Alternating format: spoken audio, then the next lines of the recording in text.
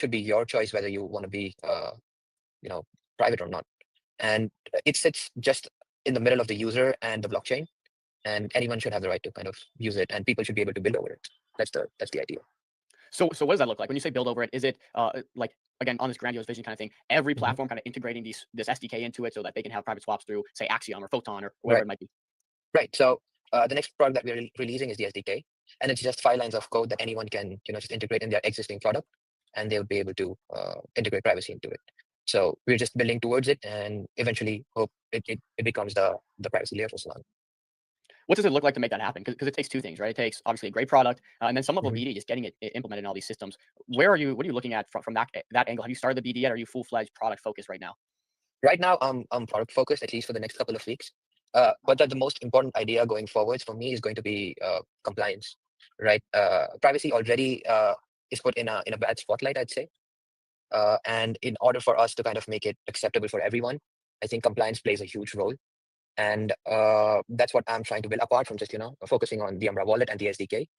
That's something that we need to focus on, so that uh, majority of the protocols do not have to kind of focus on this legal aspect of things. And the more compliant we are, the better it is for protocols to integrate Umbra. And once I'm just really confident about this, the biz dev work starts. Where are the pain points right now in compliance? What are the biggest pain points? Because we know we've had the SEC constantly deem things securities, and now we're Right. moving in a different a different space regulatory wise. Where are the biggest pain points that you're seeing then from this? Right. So, well, usually compliance lies in a pretty gray area. Like, most of these countries do not have any set regulations about what blockchains are and how it works.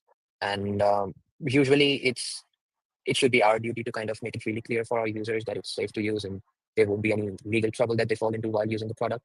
And the clearer we are, the better the product gets. So I think, yeah, that's the thing that we're looking at right now. That uh, compliance should be like really clear and upfront for users, and that's something that's really important.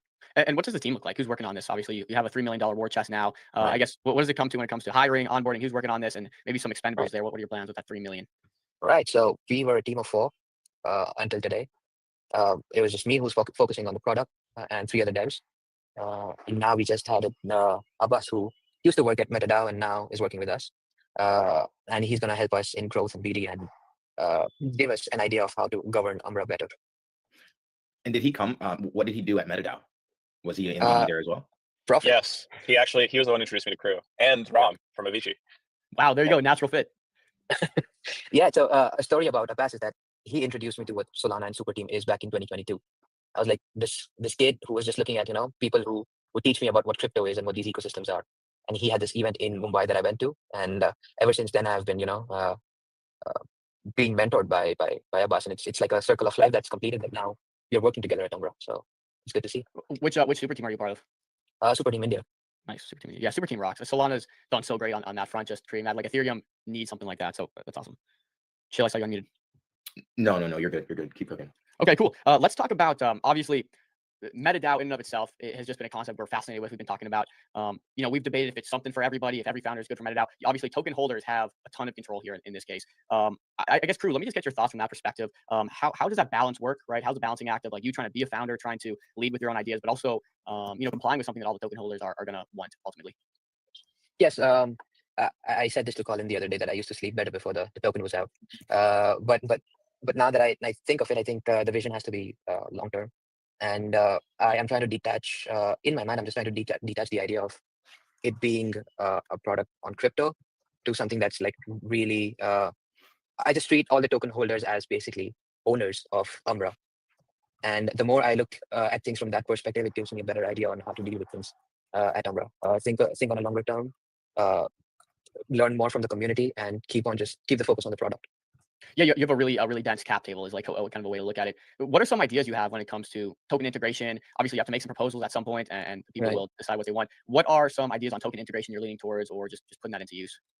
Yeah. So as of now, the idea is that they are ownership tokens, and I think Profit could give you a much better answer to it. But I think on 2 different levels. I think one is the way that my job is to just focus on the product itself, okay, and let the community figure out how Umbra will be governed. If I have any bigger questions to ask about, should the tokens be sold or not, or should we give away equity using OTC or so on and so forth. Just the proposals like Profit and the guys at MetaDAO have done. I think those would be our first, proposals as well. But highly, our focus as a team would be on the product. Yeah, can I just add something to that real quick, which is Please. that I think token integrations, like this idea of needing utility, is kind of a facet of the token itself being pretty fundamentally worthless. And so like Mhm. people need to see some like they need to see something that proves that like, okay, if the product does well, then the token also does well. And so this has Mhm. led to like a lot of really poor product UX. Like like crypto.com, they like integrate their token where I think depending on how many tokens you own, it like decides what level of credit card you can get, for example. And yeah, in my view, this is like a distraction for a lot of founders. And so we tell people like, you don't need to integrate your token because it's an ownership token. And like, I mean, it'd be pretty crazy if like NVIDIA made it so you had to like use an NVIDIA stock to buy their GPUs, right? Like, why do we have to do that with tokens? No, yeah, look, I hear you. At some point though, I guess maybe token holders are going to come to collect, right, on some extent. I'm trying to gauge what that'll look like here down the road. And again, we just had this conversation with 11 a.m. where it's like startups shouldn't be giving a bunch of money in dividends or like into a flywheel, right? They should be building a product, and then ultimately that will yield hopefully good returns in the future.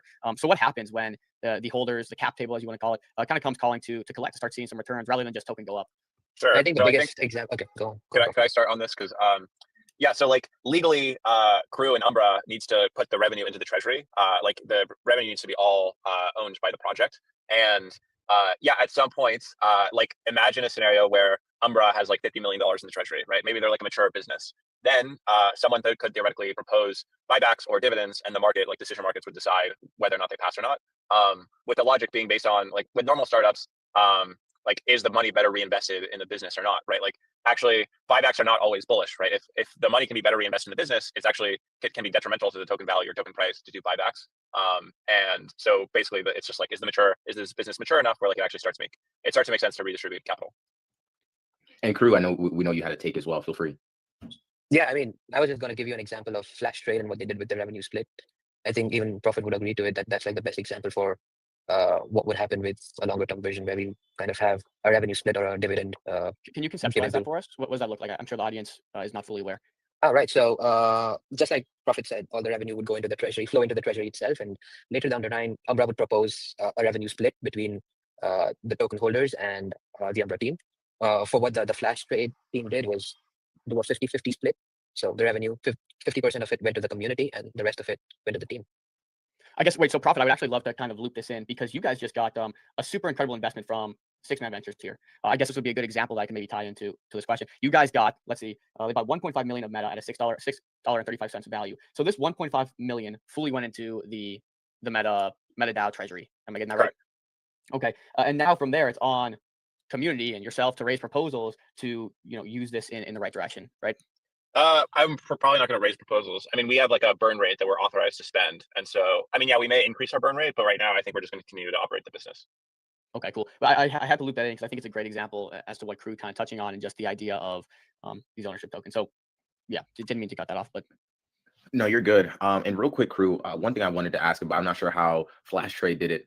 Is it like a stake to earn the revenue like as a dividend, or is it just kind of like just airdrop to token holders? Like how would that actually look like for a token holder? I think it was an airdrop token. No, in Flash Trade, they do stake to earn. So yeah, they originally raised a proposal to do this through MetaDAO. So people traded on whether or not it'd be good for FAP token, their native token, if they did this. And then, yeah, now you can stake your FAP tokens to get a 50% of the Flash Trade protocol revenue. That's awesome. That's awesome. Because we've seen like several different ways of like, these kind of fee splits working. So I think this is really nice. Now, I think Josh had a question around the SDK. Did we ever get to that, Dom? I don't think we did, because can you give us a little bit of information around that, Crew, just to kind of switch gears just briefly, going to talking about the product. Just tell us a little bit about the SDK, how it works, and kind of when it'll be available. All right. So right now we have a B2C offering to the Umbra users, which is an Umbra wallet. What you can do through this wallet is just transfer money privately. But it's just through a single wallet, right? And if we want to become the privacy layer for Solana, it has to be available everywhere. And that's the reason why we are offering our B2B product, which is the Umbra SDK. What it does is it's just 5 to 6 lines of code that any project can integrate themselves into this unified anonymity pool that we have and reap the benefits of what Umbra does. which is build a privacy layer for Solana. And right now we're in the process of just building it out. You can have it in the next 2 or 3 weeks at max once we go live on the mainnet. So, Crew, I'll kind of pivot here. Privacy it's highly competitive right now. A lot of people are trying to do it. Right. You just said, you intend to be the privacy layer for Solana. How do you outcompete and beat out the competition? What do you guys do differently in this case? Yeah, like I said, that most of these privacy protocols, that what they're trying to do is become confidential. Okay, confidentiality is a subset of being anonymous, right? What we're doing here with Umbra is giving you layers of privacy. One, you can be completely anonymous. One, by saying that you can hide yourself completely, not reveal who you are. But here you can also decide on hiding a single aspect of a transfer. It could be hiding just your wallet, or hiding the token that you're sending, or the amount of the token that you're sending. All of this is completely possible on Umbra. So it's Without getting Uh-huh. into too much technicalities there, because our Mhm. audience is not going to understand, we're not going to understand. How does that even work? How do you guys manage to do that? Well, I'm just gonna keep it really simple here, but it's a mix of ZK and MPC. MPC is multi-party computation, and that infrastructure is being built by ICM. So ICM is just providing the infrastructure layer, and we are trying to make it into a product, which is Umbra. Got you. I think we covered a lot on team, vision, what you're building. I think the best natural thing to ask next is what's to come? What are you most excited about? Kind of give us an idea on the roadmap. We talked about SDK. Yeah. Uh-huh. Right. So 10 days after the ICO was done, we just got back into the office. The hiring is completely done. We're set for with the team for the next 6 months to 1 year. What's next is getting the code base ready for audits. These audits usually take somewhere around 2 to 4 weeks to be done. So as soon as the audits are done, we can go live on the mainnet, which would be anywhere around mid-November. By that time, we will have private swaps, the Zcash bridge completely available for the users to use. And later on, we go live with the SDK. So that's our roadmap going forwards in the next 3 months. Very cool. It might be a difficult question to answer here, the one I'm about to ask, but as a founder, what does your day-to-day look like right now? Like, you just came off the hottest raise in crypto. Everyone's talking about Umbra. You must be all over the place. What does your day look like right now? Yeah, the last week has been completely different from what I used to do in crypto. Most of my time were just spent building the product out, but nowadays I'm just, on every podcast or every Twitter space that I could be a part of, just talking about Umbra. Yeah. Now I wish to go back to my original life where I could just sit inside a cave and build Umbra to its best capacity that it can be. And that's what I'm going to do. I think this should be one of the last podcasts or streams that I'm a part of. And now from now on, it's just head down and push to the mainnet. Dev mode, baby. I love it. Is Umbra still pre-revenue, I'm assuming? Yeah, it's pre-revenue. We're just live on the mainnet. Okay, cool. How many users have you seen come on here? What has the impact kind of looked like since the raise? Yeah. So pre ICO, there were around 2,600 users that we had. And what we did is we just released the access in cohorts. We had like 7 cohorts of around 500 or 300 people. And after that, the user base like almost doubled with a retention rate of like 94%. So it's been good to see so far, and I hope that the support stays on until the product is live. Boom. I think you pretty much tied that together beautifully. I don't know. I don't think I have anything else to cover. Crew, if there's anything you want to leave us with or you want to mention that people should know, I think now would be your chance. But I think we're pretty good, unless Josh wants to hop in or Chill's got something. For profit. I think I'm good. I think we went through a lot of great details about the product. I think what you're building is really awesome. Last little question I would want to ask real quick. We know that you're kind of building out the SDK, this B2B product. Have you kind of put your feelers out there as far as anyone that would be interested in integrating the SDK? Have you seen any interest on that side? Right. So the idea of the SDK was actually given to us by the people who wanted it. So it was a requested feature for us, a requested product for us from the community. And since our Discord opened up or our Twitter DMs were opened up, that's one of the main requests that we have had from the entire community on Solana. So we just said, okay, let's build it out, and that's what we're doing now. Nice. I mean, it's always good to see that the community has such a great sway on what you guys are building. I mean, this is highly requested, so we're definitely excited to see what you guys are coming out with here over the next couple months. in weeks and months as you go back into dev mode officially. So no, crew, we appreciate you coming on today. It was great having you, great talking about Umbra, and just again excited to see what you guys build out here going into the future. Absolutely. Perfect. Thank you for inviting me, and thank you, Profit, for just giving me this huge opportunity with the ICO. Super, and thanks for trusting us. Crew, we have a chat open. We'll be in contact, man. Anything you need, you got MCG. So anytime you want to come back on too. Once you get this SDK done, once some things are in motion, let's get you back on and we can run some demos, test it live. That's right.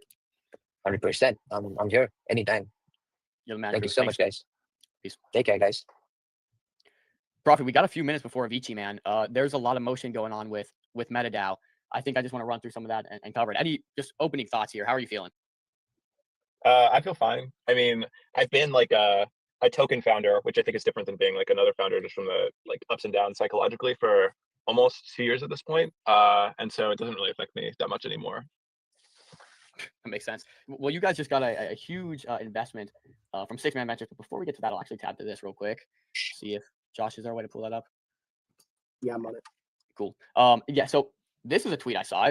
I've got a couple tweets to just go through because everything on my feed right now is MetaDAO. And so I'm like, let me save these and we can address it with Profit here. But Dan Smith put out a tweet. He said MetaDAO generated over $350K in revenue from its new iteration of ownership token ICO. It monetizes token launches from fees. And he puts out a whole tweet. Obviously, I'm assuming revenue is going to your treasury, like you guys have mentioned. Like, just how do you feel, I guess, about this revenue ramping up? What are your projections? Do you see it kind of continuing like this? You have a lot of people in the pipeline looking to launch, which I can also, I guess, tab over to the MetaDAO page and just show what you got coming. But I don't know, maybe talk about how you went from 0 to 100 with this revenue, because you guys are crushing. Thanks. I mean, yeah, I feel good about that number. I mean, I think it's very hard to make projections because it's like, it's all very tied to trading. So it's like tied to the project we launch, which like is power law, right? Umbra did, I think, like 3 to 4x the volume that Avicii did. And it's just very tied to the market as a whole. So it's like hard to make projections.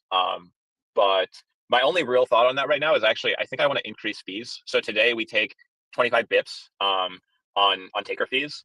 So like anytime you buy, say, Umbra or Avicii, 50 or 25, 0.25% of what you swap in or swap out is going to MetaDAO. I think I probably want to double that to 0.5%. So yeah, that's my only thought today. Is that going to be like a proposal to the community, and going to be decided on that way? Candidly, I don't know yet. I think we're still figuring out like what needs to be a proposal. I don't think this needs to be a proposal. It might be kind of nice to have like this idea of people publicly have supported this, but I'm not sure yet. Yeah, as for the fee thing, I forget who I was speaking to the other day, but someone was like, yeah, no one wants to pay, like, believes got that 2% in. GM. Josh, my beautiful co-host, how are we doing? Good, man. How you doing? Probably better than you. Hear your sons in the background there. You might hear a little blippy in the background occasionally, but that's okay. So, gotta do what you gotta do. Yeah, guys, welcome on. We got a good show today. Oh, and as we're talking, I just got a since deleted tweet that I'm looking at. I love doing this. We did this yesterday for ICM, since deleted tweets. I'm looking at this Maya Hedge from Street Foundation, who we had on yesterday, I think it was. Just put out this tweet. Had to make the difficult decision today. I can't share it because it's deleted. But I am reading it. I'm looking at it. Had to make the difficult decision today because of jurisdiction issues. According to our lawyers, Street Foundation will be able to come into fruition in Germany if I'm a German resident. Essentially, I could go 2 things: stay in Germany, design the ERCS 10x worse, or move this month. Looks like I'm packing up my bags. I can't see the. Oh yeah, guess I'm packing my bags and moving now. It's a shame that the EU bureaucracy would kill this vision, but I guess no other option left. The EU has so many deep-rooted issues, but bureaucracy and being anti-crypto, anti-innovation is the worst. There's a reason BMW, Audi, Porsche are all going down the flush. So there you go. Maya is moving out of Germany. Okay. But that is breaking news. That is breaking news. Since deleted. Since deleted. It was up for a couple seconds. Good. GM, Crypto Cuba, GM, Ave, and yes, Pepe. What are your top 3 privacy coins you're bullish on at the moment? Why don't we talk about the title of this? Because I definitely threw that out there. A little clickbait, but also I think some substance here. And we covered it earlier this week. We had a whole clip on our Umbra coverage of what might be cooking with ore. So I don't know if Dom, you want to pull that up. So there's a few things actually. And okay, I'll pull up Umbra first because, by the way, all MetaDAO projects across the board are green today. MetaDAO continues to outperform, has been the de facto best launchpad out of every launchpad right now by far. Nonetheless, Umbra, and I see Chill is here with us. What's up, Chill? Maybe connecting, but nonetheless, I see Umbra's off a nice little pump. We got a revamp in privacy. I think this is largely due to the hinted partnerships Josh mentioned, and maybe others in their pipeline as well. Again, kind of like that domino effect. I think that's the thing we're seeing with Avicii, making Avicii so successful, making new all-time highs every day. It's because it has that solid, tangible traction that's being tracked, growing, 100% month over month. I think if we can get some sort of domino effect for Umbra and you start seeing adoption of their technology, well, that'll be a big proof of work, proof of concept of what they're building here. So right now we see Umbra doing well. Off a nice bounce. Has been range bound for quite some time here at this 25 million market cap range. Or I guess that's the FDV. Do you know what its ICO was? We're at 8.8 million now. It looks like the ICO price was 0.43. So it looks like it ICO'd at about half of that, right? So maybe call it 4.5 mil. But that's not definitive. I'm just looking at the chart. Nonetheless, Umbra's doing good. It's off a nice little bounce today, up 25% in the last 24 hours. Again, probably due to partnerships. And it's in my opinion that we get the one domino falling into place where someone adopts Umbra, a big protocol. You'll probably see that used as leverage going forward for Umbra in business development, and hopefully it just gets fully adopted. Again, if you just got an SDK to plug these privacy protocols in and you can have a private protocol, I don't see the reason not to do it. So Umbra's looking good. Josh has been a fan of Umbra for a while. Josh, you want to maybe touch on that? Yeah, I think the thesis there was just it was kind of slept on MetaDAO project, and the SDK piece solved a big problem for a lot of products. So if they executed on that, that was the thesis. The OR thing came up just kind of surprise, but more just me kind of fanboying from a distance a little bit on this one. But yeah, we're gonna have Crew back on probably in a couple of weeks, so stay tuned for that. But yeah, I would love to see adoption, and I would love to see this, this robust ecosystem that's getting built out in MetaDAO. You have the dollar rails, you have the privacy, you have the, stable coins, you have the banking, right? Neobanks. It really is a robust ecosystem, and I'd love to see them all work together and promote one another to just make sure that the MetaDAO ecosystem is a successful ecosystem in general, and these people have long-lasting businesses. And I think Top Fumbler, this is quite accurate. The Avicii PA is why Umbra is moving. I don't know how much more Avicii has to run here to 100 mil. I think there's a certain pause it needs to take. It might have hit 100. Billions. Job's not finished. Job's definitely not finished, but I mean, at 100 mil, like look at that chart. Their monthly revenue, like 30K. I don't know. Some of this neobanking stuff is a pretty crowded market too, and it's all about user acquisition. Eventually, it becomes a race to the bottom in terms of user acquisition for this kind of stuff. So we'll see. I mean, here's my only thing. When you get to a certain point, Avicii is the darling of CT, and unless Rand pulls a PMX type of move, like I don't see that changing anytime soon, right? And so as long as they keep delivering, as long as they have a ton of stuff in the pipeline, like the people have decided, CT has decided, the market has decided.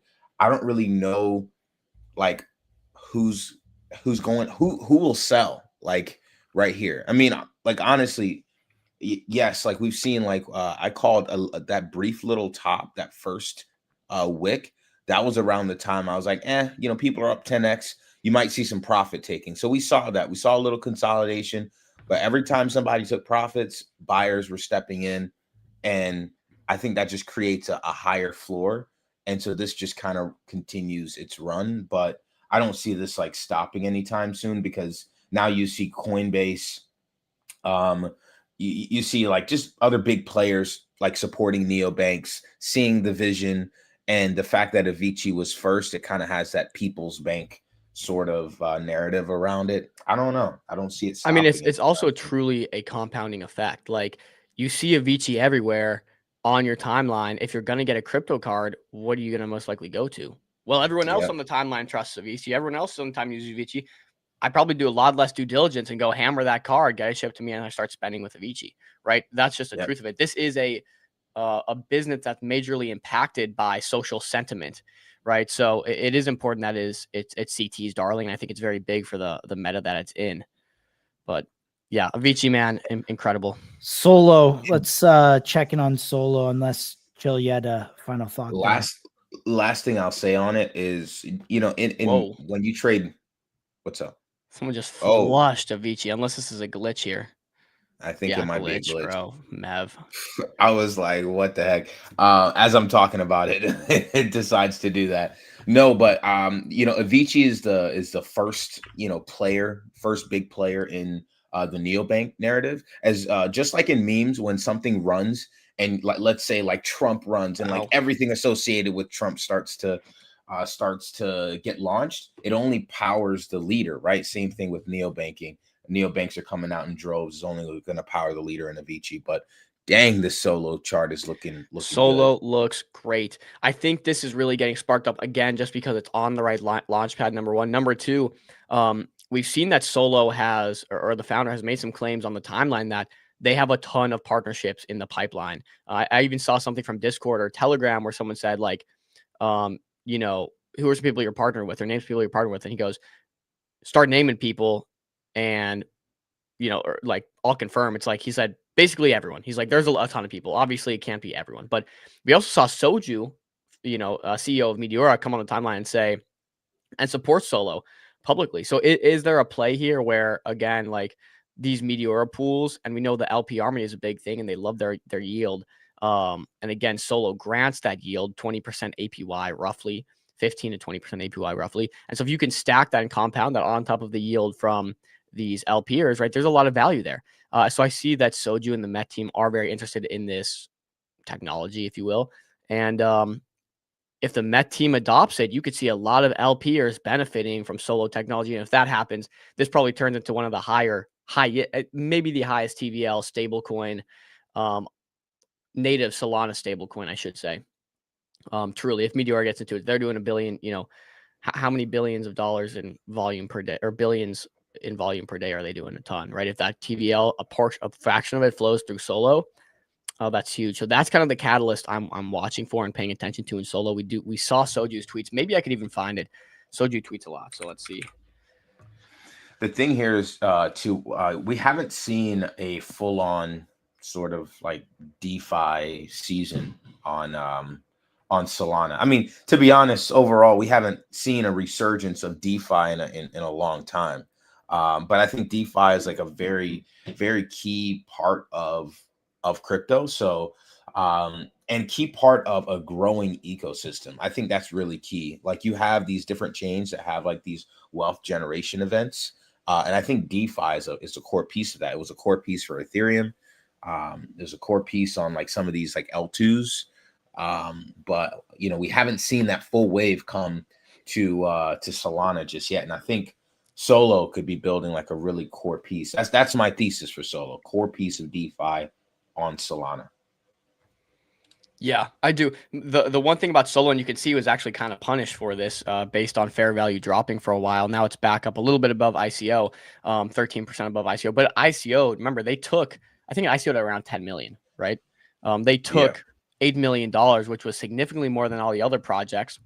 And for me, you know, that was a little bit of like what told me to maybe wait for the dip to buy. I think it was kind of obvious there that they took so much. And we know what happened easily is, like, it was very obvious. Once they got under that 8 million market cap range, I think there's a clip of me saying this, it was such an obvious buy because the treasury alone had $8 million. So like, you would literally get $1-to-$1 value if you're buying at the raise price. So like that was a very easy signal, I think, for those who like took the time to actually think about it for a second. But Solo did raise a significant amount more. And so naturally, we're going to see that those sellers get filled at a higher price, or the buyers, I should say, get filled at a higher price. And then maybe decide to sell because there's more supply in the market. They weren't filled at 4 mil. They weren't filled at 3 mil, 2 mil. They were filled at 8, 9, 10, or 10 really. And so, we saw the dip below ICO, and I think that was a pretty obvious buy signal, but super cool stuff for Solo. I just think it's worth looking out for. So we covered Avicii, Solo, Umbra. We're talking about privacy. The title of the show is about privacy. Have you guys seen Radar? Have you seen Radar, Chill? Yes, bro. Radar is just cooking, bro. I saw the Tolly, the Tolly shill that kind of made it go crazy. I've honestly, like when we had them on stream, I think it was like 2 weeks ago. I mean, the chart just looked amazing. Right. I really love the Radar chart. So I've had it on the watch list for a while, and I've been watching it very, very closely. So looking good though. I will say that this is a testament to how bad markets are right now, because a Tully shill on a really good community and a really solid project would have done a lot better. I remember when I was in Opus late last year or early this year, and we got a tweet from a big figure, and it went from 9 mil to freaking 95 mil market Who cap. tweeted about Opus? It was Elon. It was Elon. It was Elon, but it was a comment. It wasn't even a full tweet. It was a comment. And honestly, it was 2 exclamation marks. That's all the comment was. That's crazy. And that was enough to send it to 95 mil.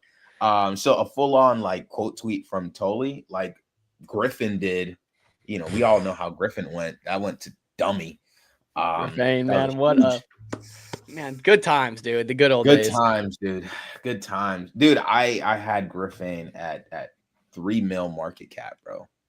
Did not know what it was. Honestly, I'll be honest. Got extremely lucky. Just saw there was some deep AI tech, and I was like, all right, man, I'm buying. But anywho, Radar is looking really good here. Looking really good. And so if you want to jam your screen up there and show whatever you got on your mind too, like take over. Y'all don't want to see what I got on my mind. Do you guys remember what we talked about on Monday about strong charts?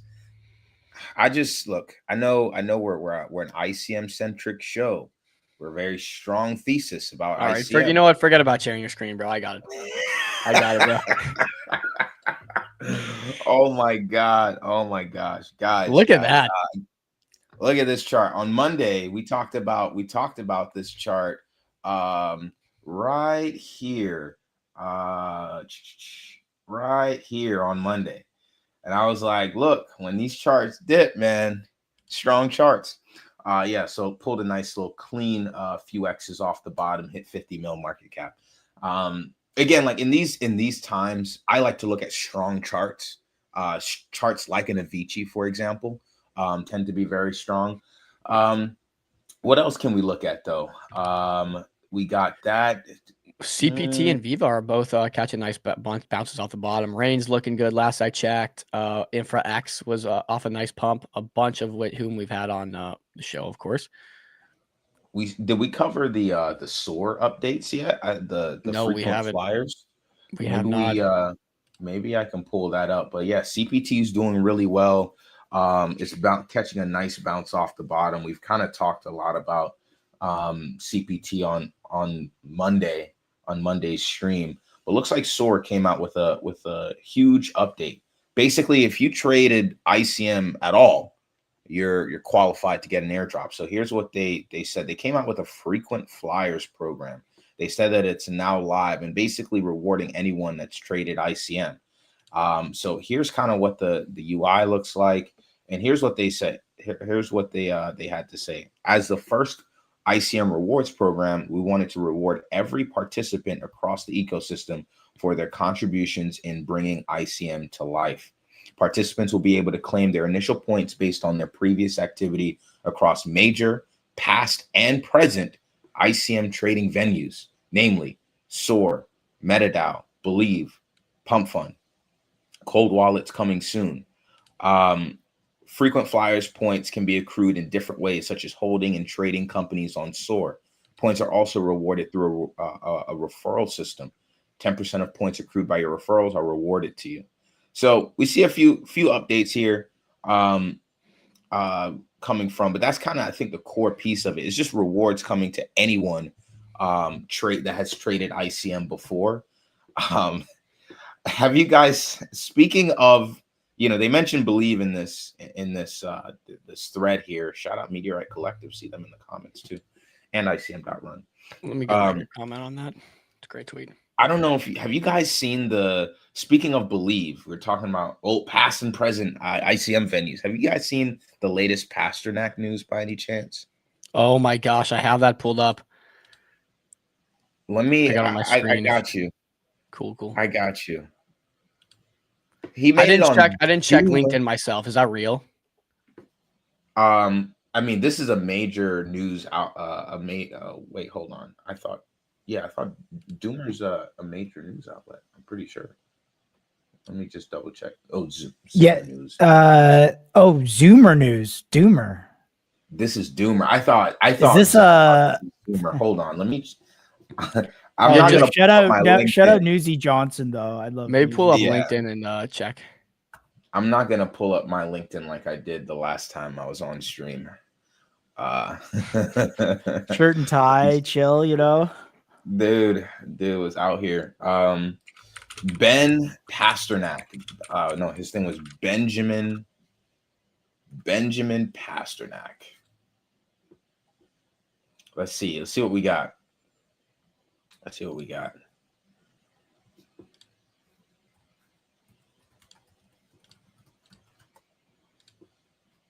Because if this is real, bro. Is that bullish or bearish? Believe. Oh, bro, that's bearish, bro. I mean, think it's who knows? Maybe. I don't know. Again, like you're bouncing from one idea to the next. It's not bullish in general. Like, of course, he's like going back on like what could have been great, but I do think the AI like narrative is I think it's good for Believe's current state right now. No one even thinks Ben's doing anything. If Ben is working on something new with AI, like an agentic lab, and somehow he's coordinating that with the Believe chart, I think it is bullish at the current level. Gives me more hope than him just being silent, I guess. I mean, we don't even know if this will be connected to Believe, in my opinion. No, we don't. It better be though. I mean, we'll see.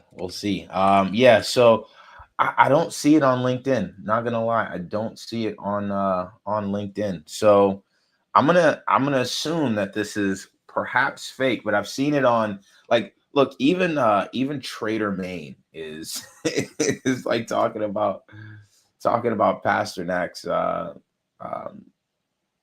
Trader Main is even talking about Pasternak's stuff. Hold on. Here we go. Shout out Main. Love this guy. He's funny, but he said another bag for Evelyn. Oh my God. Anywho, all right. Back to charts here. Did we check out the SOAR platform recently? Do you guys? I think you're on mute, Dom. I think you've been on mute. Yeah, I saw. I think interested in hearing what you think. Need to see a little bit more. Need to do a little bit more digging. It's highly technical. So yeah, need to do it. But seems good though. I mean, I saw some metrics.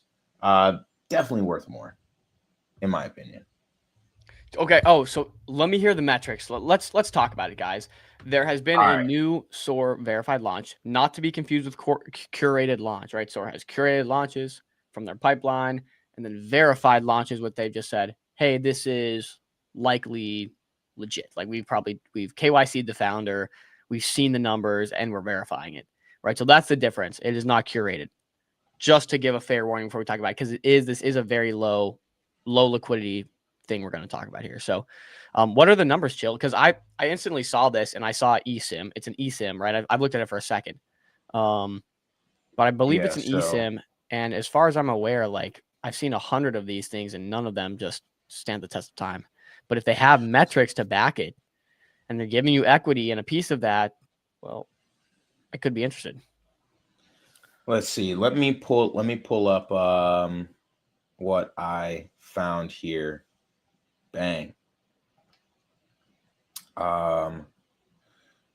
So this was a thread by the founder. And this was done like, some time ago. Apparently he's been building this for a little while. I don't know how long, but I know that it was long enough for him to be referred to Believe. And he still didn't launch on Believe. So they have been building this for quite some time. Let me check here real quick though. And then too, I saw that the CEO was X-Graph Protocol. So I was like, okay. I also saw that the X community manager for Solana was also interested in this, and he was also going to be using it apparently. So kind of looking at multiple things there. But here is the basically the kind of reason why this whole thing was created. He saw that there was a problem with slow, expensive, and fragmented eSIMs, and with him traveling, etc., for conferences, he also noticed that problem, and so he built GSIM to fix it. But here's where it kind of gets a little technical. And honestly, I would love to ask him some questions on this. But basically, he says it's the coordination layer for global telecom. We orchestrate carriers, SMDP plus provisioning. I don't know what that is. While it's an AI-driven UX, while it's an AI-driven UX, so users activate and manage eSIMs in seconds, privately and predictably. So payments use wallet rails, stable coins for easy and low cross-border friction. There's privacy involved here. So there's just a lot of different things to dig into. I'm trying to remember, where did I see? Oh, on their website, they mentioned they have over 2,000 waitlist signups. Apparently they have a few strategic partners. I haven't heard about these. I don't know. I guess I can look these up real quick. Telnix. It's a software company from what I remember. Oh wow, voice AI agents. Okay, so a couple partnerships. Again, I need a little bit more, and I forget where I saw the metrics, but yeah, looking at this, they have some privacy with zero knowledge proofs involved. So a lot of information and user data is kept private. So yeah, I mean, need to see a little bit more, but this seems, from a technical point of view, it seems like it's not like a basic like one that I've seen before. Because like you said, I've seen a lot of these before. I remember the one Ansem was shilling last year, and it went from like 3 mil to like over 20 mil, 50 mil or something like that. But that quickly died because I don't think anybody actually used it. But this one, they're actually saying that they have some signups there and everything. So yeah, I'm interested to get them on and kind of break down all this technical jargon so we can see exactly what they're building. Is there more info on the SOAR platform? Let's check. I'm not seeing. When I checked last night, I didn't see anything. Let me see here. No, nothing on other than their forum, but they don't have like an attached like pitch deck or white paper. No, I don't see that either. Only thing I saw was the happening now, and then this just little about section. Also, real quick too, shout out Top Fumbler, who is in our chat here. Just flip me for #1 ranked in SOAR when it comes to points. So GG's there, dude. Maybe I should add another wallet or two to reflip back up. Shout out to the GOAT though. Shout out Top Fumbler, yeah. But yeah, cool. What else? What else we got? What else? I mean, we can honestly, if you want, we can just rip straight into Edel. Yeah, we do have let's James talk about it with us. Yeah, you want to talk about it, or you just want to pull him up and get to it? Well, let's pull him up. Let's pull them up and get straight to it. I'll stop sharing and I'll go to their Twitter and we can get them up. All right, sweet. 1 second. James, how are you? Hi guys. Yeah, I'm very well. How are you?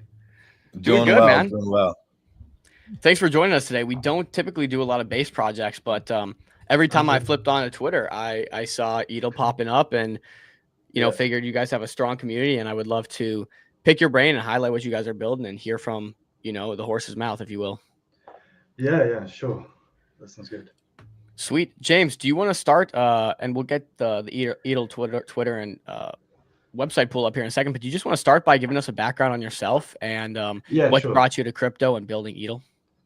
Yeah, so I've been in crypto for a few years now, but I guess when I started working in investment banking as a sell-side equity research analyst at Berenberg. I worked in the City of London.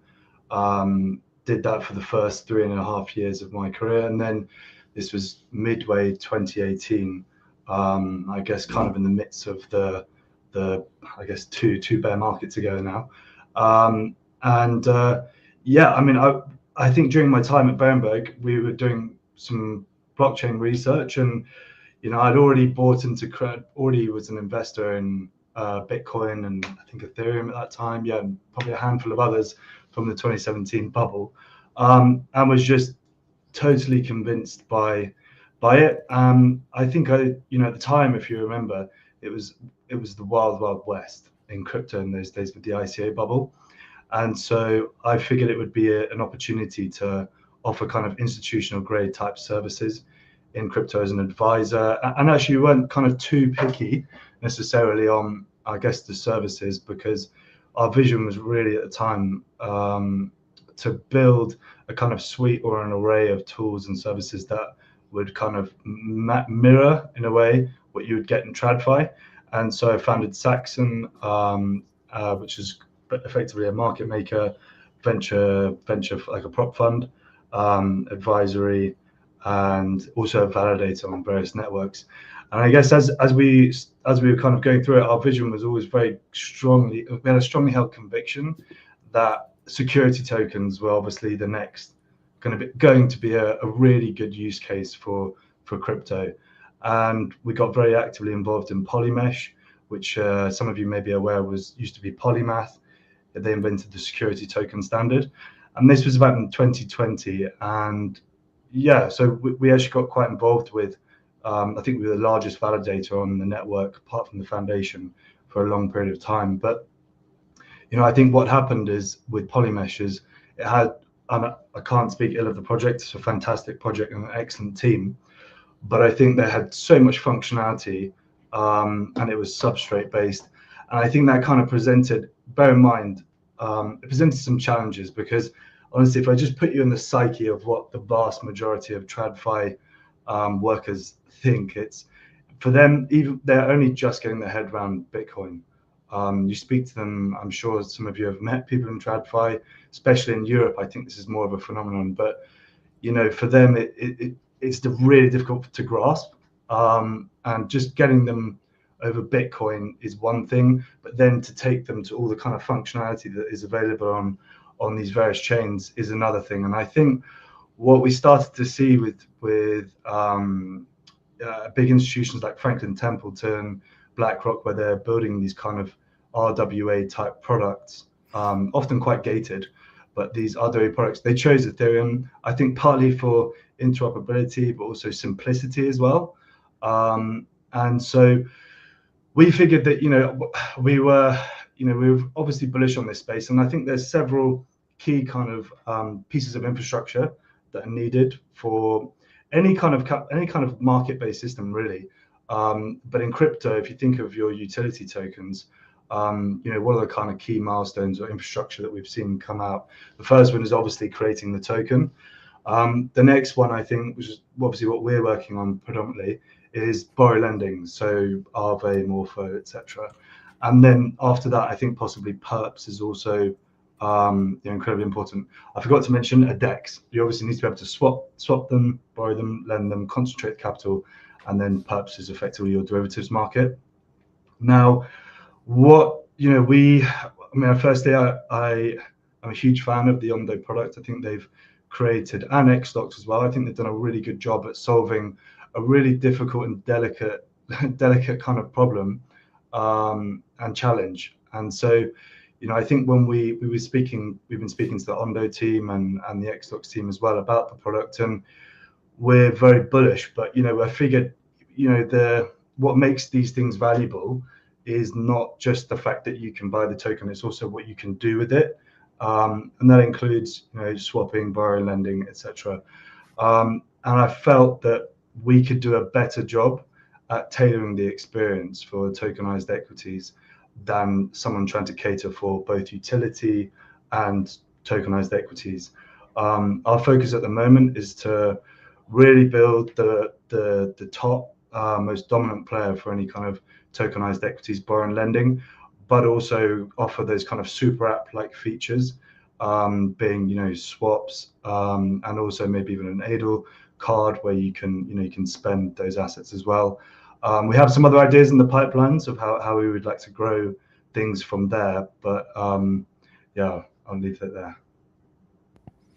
Cool. So you have an institutional background. This is kind of your wheelhouse, bread and butter. Yeah. And my next question was going to be, what exactly is EDL? But you covered that a lot there. And you can feel free to go more in depth with it. But maybe we'll start by just going over again those key offerings you have, right? Borrow and lending being one. You have a DEX, I think you mentioned. So maybe just give us a list here of what it is you guys offer. Yeah. So the core product is borrow and lending. But I think it's not quite the same proposition as it might be for a utility token borrow lending like Aave, because these assets are, I think vast majority of people in crypto, I think not maybe the majority, but a very large number of people don't have a brokerage account, have never owned a stock. I don't know what it is with you guys. Do you guys own stocks, or have you got an account? Yeah, I mean, I have some sort of background in that, but I think you're pretty spot on with the notion that most crypto people don't. And I think on top of that, there's this idea that everybody who plays around in crypto would like to exit at the top, obviously. And in that kind of vision, which starts to get a bit blurry, they think they might be able to cash out and move it back to the bank account. And the truth is that I've seen it happen time and time again where people kind of round trip it. Perhaps they go into stable coins. And the truth is, I think when it really gets down to it, the actual transition from leaving crypto for the vast majority of crypto, retail users, leaving crypto, and bear in mind, most people get into crypto because of the core technological kind of benefits and things that are fantastic about it.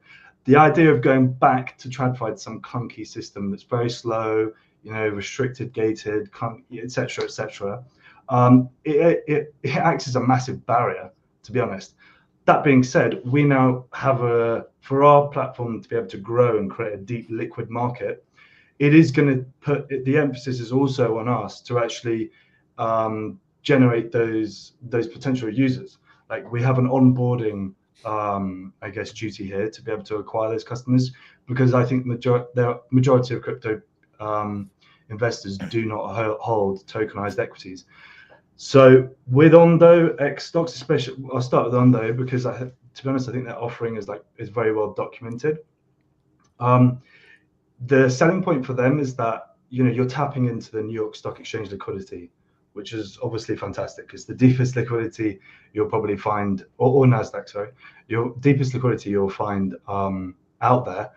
And at the same time, because that is one of the key benefits of Ondo's assets, they don't want to try to recreate the wheel by adding, I suppose, like DEX liquidity.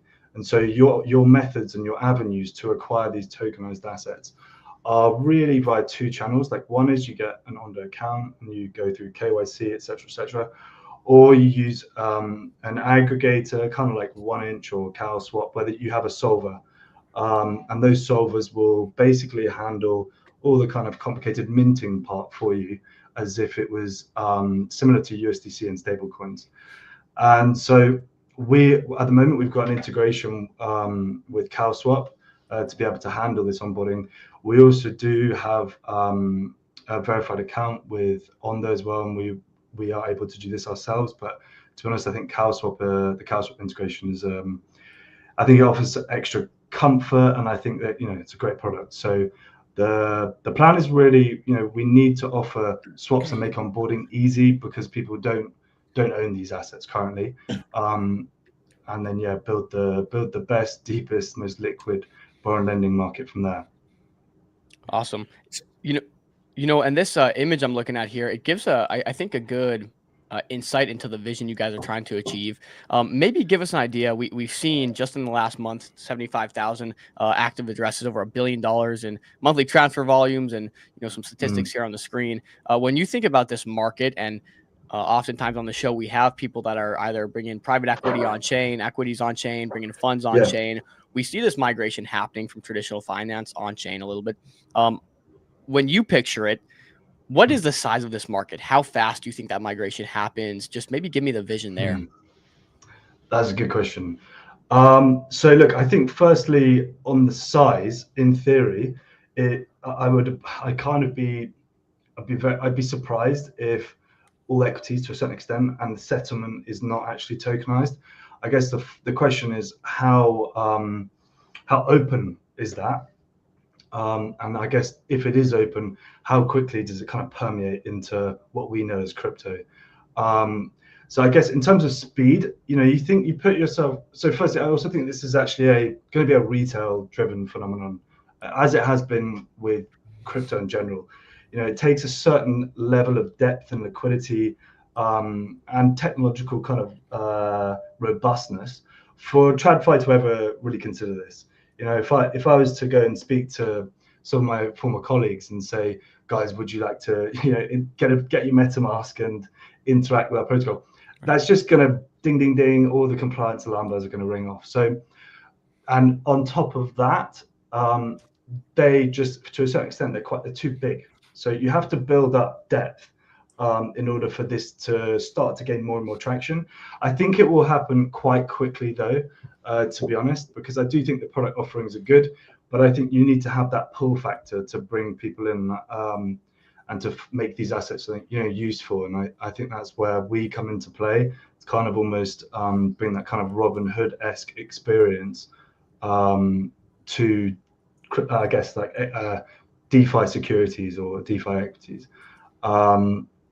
It's hard to say. We're very bullish, and we think we can grow this market to being very, in crypto terms, very, very large. But in actual terms of equities, you don't really need to be that big, really. I mean, there are trillions, just on the lending side of things, there are trillions on loan at any moment in time. That says that I think that puts you above Bitcoin, maybe even close to the total size of crypto as a whole. So and I would imagine a huge portion of that is in maybe top 20 security, top 20 equities. So yeah. Got you. You mentioned this pool factor, right? And the reason you can pool someone into DeFi, we've experienced different strategies that make DeFi maybe more appetizing than normal traditional finance, like being able to borrow, lend, borrow against positions, earn yield and loop, and do certain DeFi mechanics. What for you is that pool factor when you talk about pool? Well, I think there's like several. I think there's several things. I think partly I think if you ask like why many people in crypto don't really use a stockbroker and all the rest of it, I think it's partly friction. It's definitely part of it. It feels like there's quite a high learning curve as well.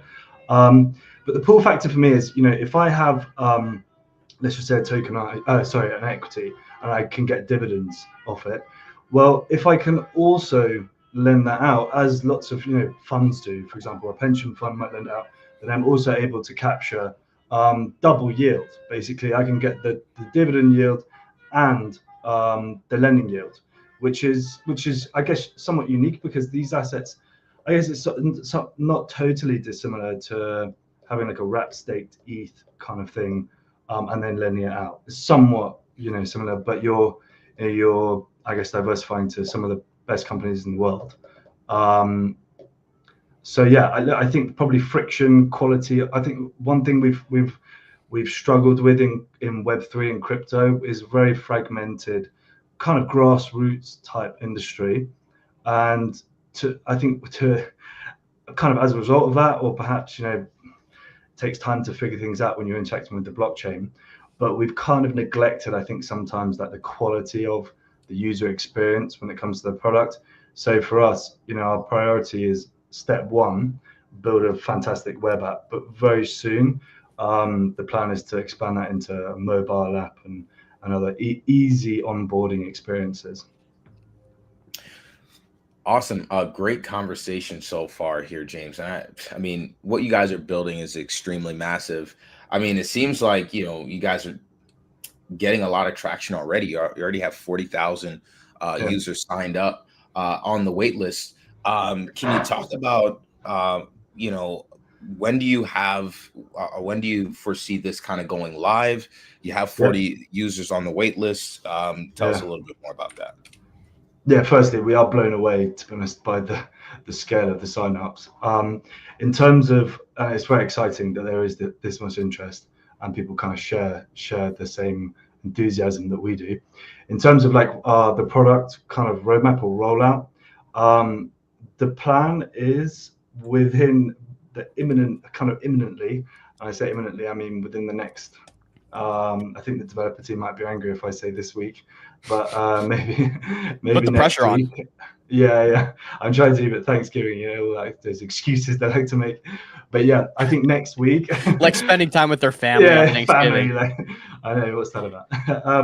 But yeah, so I think probably, let's say the end of next week, to be, in my mind, slightly conservative, is where we will see a test net rolled out. We're doing that, I guess, for multiple reasons. It will give people the opportunity to fully interact with the protocol. There's a points program as well, and I think I don't want to ruin too many of the surprises, but I think it's quite a novel and exciting and kind of addictive way to experience this. And so that should be the end of next week, and it'll be a kind of I guess nearly like there's extra, obviously it's a test net, so there's many extra things that we want to add in the pipeline, but I think it'll give people a really good solid feeling of what we're about. So you guys have testnet rolling out next week, potentially, possibly. Is this the first time this it should be next week? Is this the first time I think kind of talking about? I think so. I mean, we had a we had a Discord. Was it earlier this week? Where we sort of said it would be soon, but yeah, I think this is probably the first time that I've actually probably put a date on it. Wow. So alpha on stream for all the MCG viewers. One thing that I wanted to point out as well, I saw this on the Twitter page. I mean, obviously, this is a big endeavor, and people realize that. That's why you guys have had 40,000 signups so far. That's why a lot of people have been interested in this. I see you guys on the timeline all the time. Can you talk about the team that is building this? I know obviously you're the founder, but talk about the rest of the team, because I see Uber, Binance, A16Z. I mean, tell us a little bit about that. Yeah, I mean, we've got like quite a diverse array of skill sets. I mean, there's we've got several of us are sort of TradFi rooted, as it were. I mean, I have been in crypto now for 7 years or so, but even in that time, I was regulated by the FCA until I think the beginning of this year or beginning of this year. And so, yeah, I mean, we've got a good quality team of, I guess, DeFi experts, people who've worked, especially on the marketing side, and also, I mean, there's different age groups, right? So we've got guys who are really DeFi native, like Andres, who's one of the co-founders as well. You might have seen a video he posted, and then myself, which I guess is kind of like a hybrid. And then we've got some more experience when it comes to the marketing side, working for really top quality firms for much longer than we've been working for. Then we've got some really good guys specifically in the securities lending market. So they worked at JP Morgan, BlackRock, which I actually do think there was another video we posted today with one of our advisors as well. You guys should check that out. To give you a little taste of stuff. Is it at the top? I think it's Giles. Was it this one? This one. So yeah, Gotcha. so it's at JP Morgan. Most of his career, I think, was at JP Morgan and Bank of America. Wow. So yeah, no, I mean it's really helpful because I think for us, like we do have a strong belief that this is not going to come. I think TradFi are going to do their own thing for a while, okay, and it will seep through. And I think it's kind of down to the crypto community to build, to basically aggregate collateral and capital to make this a viable and high quality product that TradFi will come into. But I guess like the key element for us is to try to be cognizant of how, as we start to mature, the direction of travel we build and the technological kind of decisions we make to make this not just suitable for retail, but also something that can be kind of plugged into from TradFi. And I do mean, plugged into. I think if you take an example, I was an early investor in GMX, and obviously I thought to myself, this is probably the last time I'm going to see a perp dex. The game seemed kind of sewed up, as it were. And then Hyperliquid came along. We do some market making, and I speak to the market making team, and this is at Saxon, and they do really like working with Hyperliquid, primarily because the API and things is very similar to a centralized exchange, and that changes the dynamic quite a lot. It's stuff that we maybe take slightly for granted, but it makes a better product for retail as well, just by having that kind of plug-in kind of backdoor. That is how TradFi will interact with this. They will have systems and APIs and things that will enable them to do it in a kind of compliant manner. It's not really our decision on how, to make the decision on how they are compliant. It's just that they can do it more than anything else. We're focused on building the rails and a good product. But yeah. How important is communication? I see your Twitter is, pretty active. You guys have updates coming out from the team, multiple tweets daily. How important is communication, especially in crypto, for what you're doing? I think it's definitely very important. We tried to, obviously, we've newly launched, right? So, and I think because we did we're a DEX launch project, we didn't have huge VC funding. We chose specifically not to go down that road. And so, you don't build up, I guess, you haven't spent a bucket load on marketing beforehand. And so you need to be mega active and in and around the TGE as much as possible. And from this point forward, we will continue to do this for as long as we've got something interesting to say.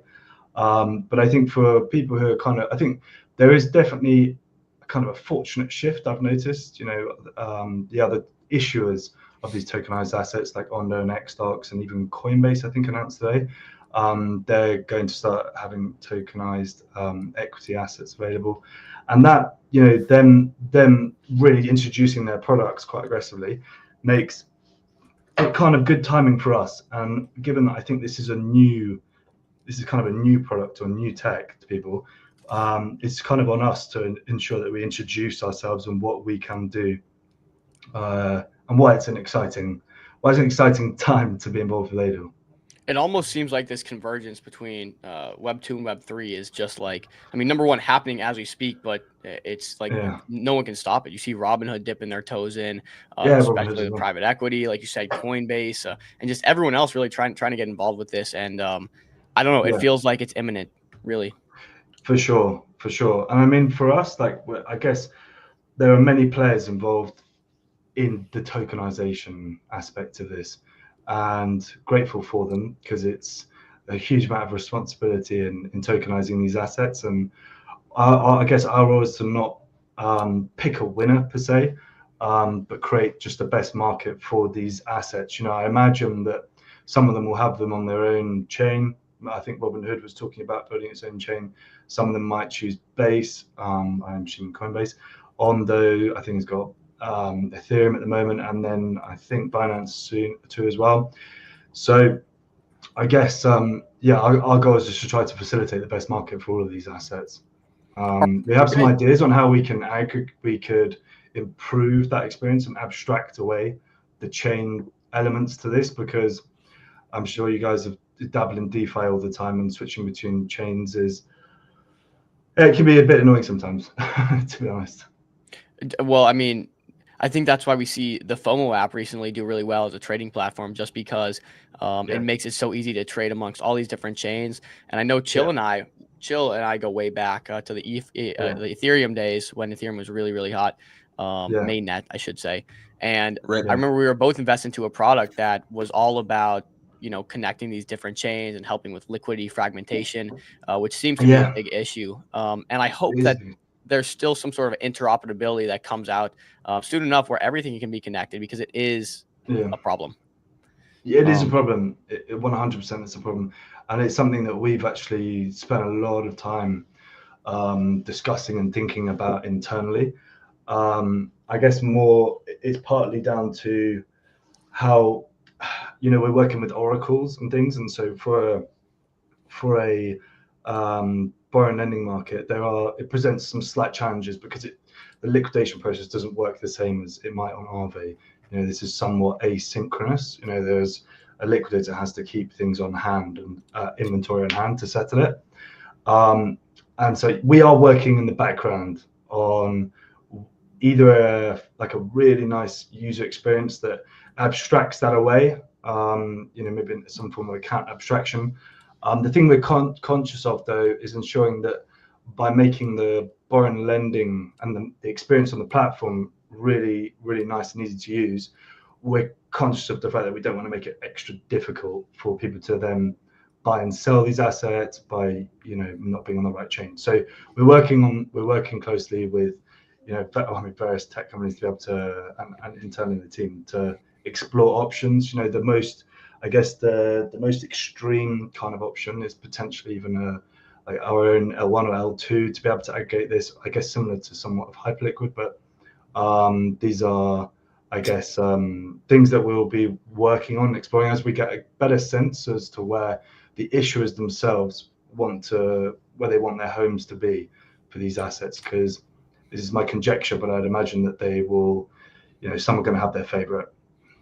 Well, can we talk about the app experience a little bit? Obviously, it's something that's extremely important in any product like yours. What can we expect from the app when it does go live here in approximately 1 to 2 weeks? Yeah, so I mean, you should expect to see a product that, one, is obviously nice and clean and easy to use. When it comes to onboarding, it should, we want this to be clearly tailored to stocks. I've spent I started buying and selling stocks around my 18th birthday, and there's certain information that you want. There's certain things you would want to know and see before you actually even buy one of these assets. It's not quite like a utility token where it's a bit more sentiment driven. So extra data or ancillary data is a key thing. And on top of that, there are metrics that are, I guess, we're doubling up to a certain extent there as we're trying to tackle this market of borrow lending and securities being lent out. And at the same time, there are many people going, say, short on a stock. And so we want to be able to make this experience the best for users. And so having that data that's like premium data, stuff like short, just being able to see how much short interest there is, or quick check line on the financials, or when there's an earnings announcement, or what's the current news.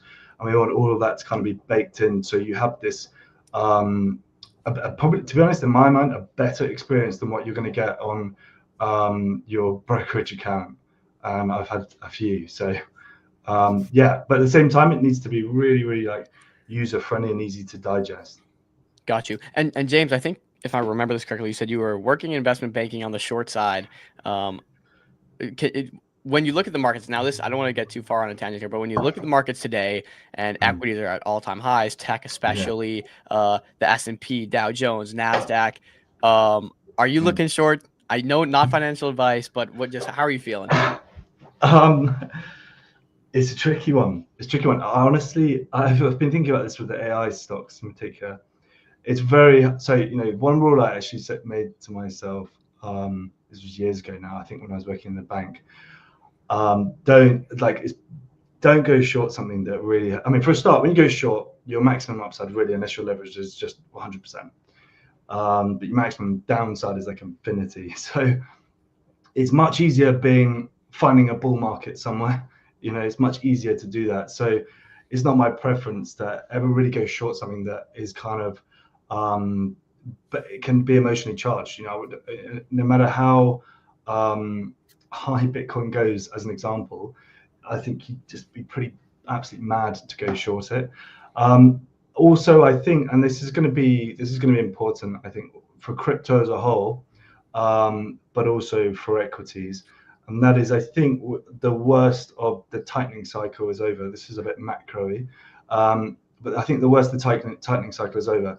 And that has a huge trickle-down effect for crypto. It's one of the main reasons, I believe, why we've kind of seen a decimation of VC-backed crypto funds. You know, if you think about the opportunity cost, I'm sure some of you, do you remember how there was this big trend of like treasury-backed tokens, yield-based? That's a byproduct of rates being high. You know, the opportunity cost of stuff, and it starts off with bonds and risk-free bonds, and they just keep going down. And so the required rate of return for higher risk plays just goes up astronomically. And I think as you start to lower that kind of cost of capital, we will see, I think, quite big uplifts in anything that's deemed to be somewhat obviously speculative or higher risk, but also has a quite high payoff. And so you're probably likely to see, I mean, these big tech companies are very invested in AI, and it's very hard to size that one fully. But I think there's no doubt that like both crypto and AI are very important. They're very important kind of technological pieces, like, I guess, innovations that are going to be here to stay. So yeah, I personally would never go short. I would try to find something that is going to be going, I guess, up. I tend to agree with that advice. I mean, look, you take Michael Burry, for example. I mean, one of the prominent short artists of our time. He hit the one short, and he's been chasing that ever since, and he just can't get it. Yeah, you saw it. I saw he closed his fund down the other day. He said his valuation kind of methodology just not in sync with the market. And I think that is kind of reflective of stuff that is very difficult to actually size. Yeah. So I tend to agree with you on that. I don't want to get too sidetracked, but I just was interested in your opinion there. When we think about your platform, I got to ask, are you guys doing any lobbying in terms of anything there? No, and I suppose like for us, like the priority is that we I guess remain decentralized. And it's very important. It's important that we kind of do that in a way, because we're dealing with securities now. Like these things that I mean, there are some, I don't want to say anything unless I get in trouble by a lawyer, but I think there's some great innovation that's occurred in actually enabling these tokenized assets to even come about. That being said, there's a very big responsibility for those issuers, and those issuers are the custodians, they're the brokers, they're the guys who make this kind of magic sort of happen in the background. And so, you know, we've got a team that's based all over the world, but I guess mostly in the US/Europe.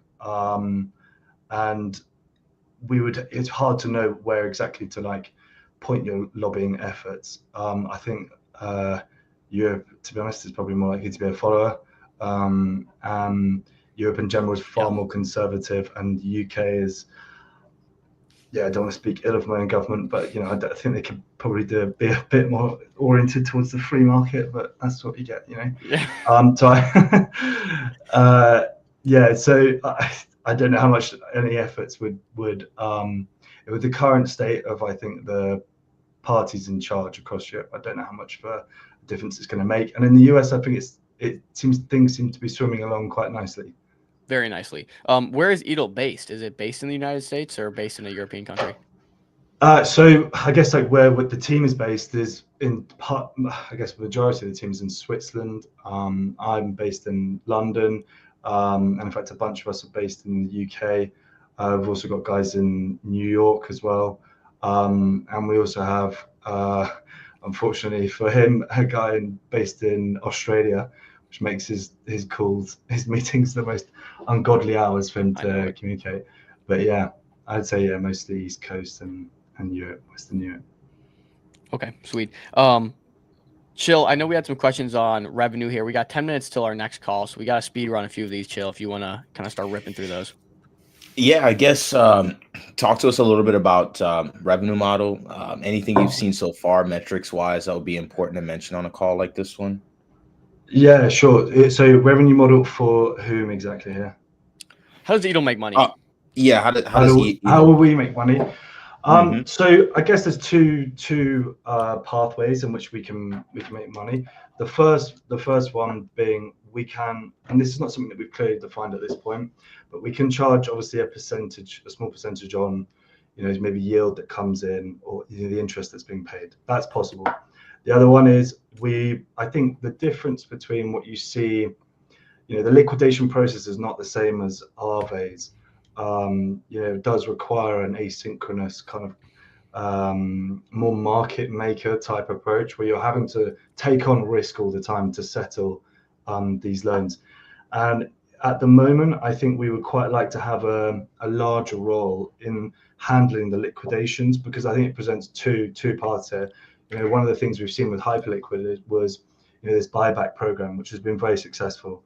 And I think that if we're able to combine liquidations with also obviously covering some of our costs, but predominantly I think we would like to either return that capital, some of the margin, the profit, the revenue, as it were, from those liquidations, either back to token holders or in some form, in the form of a buyback, or maybe even some form of yield. So those are our kind of two avenues. The next, I guess the final one, is additional kind of ancillary type services. We're working on a cool product at the moment that's still kind of taking shape and deciding a name on it, but it's, I guess, more community and I guess services. It's hard for me to describe, and I'll save that one for the next time I go on the podcast. There's no set number you have yet for what exact revenue forecast? No. Buybacks and like percentage wise. No, I think when we do it's going to be a function. So one, I would never want to promise a set figure. I think it's going to have to be it will be like a percentage of, it will be a percentage, and that will be clearly defined. But it's hard for us to know at this stage. There's a few parameters that will also come into play. As an example, if we do like a liquidation premium, we're going to start, at the beginning, it's going to have to start off relatively high, but we don't anticipate that staying like that. We would like to bring that down as the market gets, I guess, more adopted and all the rest of it. So it's quite hard for us to give a fixed figure for a buyback, but I guess that is the intentions. And it will be a percentage of something, percentage of revenue or margin, as it were. Got it. And as far as the token is concerned, we did see it the other day. I noticed that you guys got tagged by Bubble Maps, and we saw that.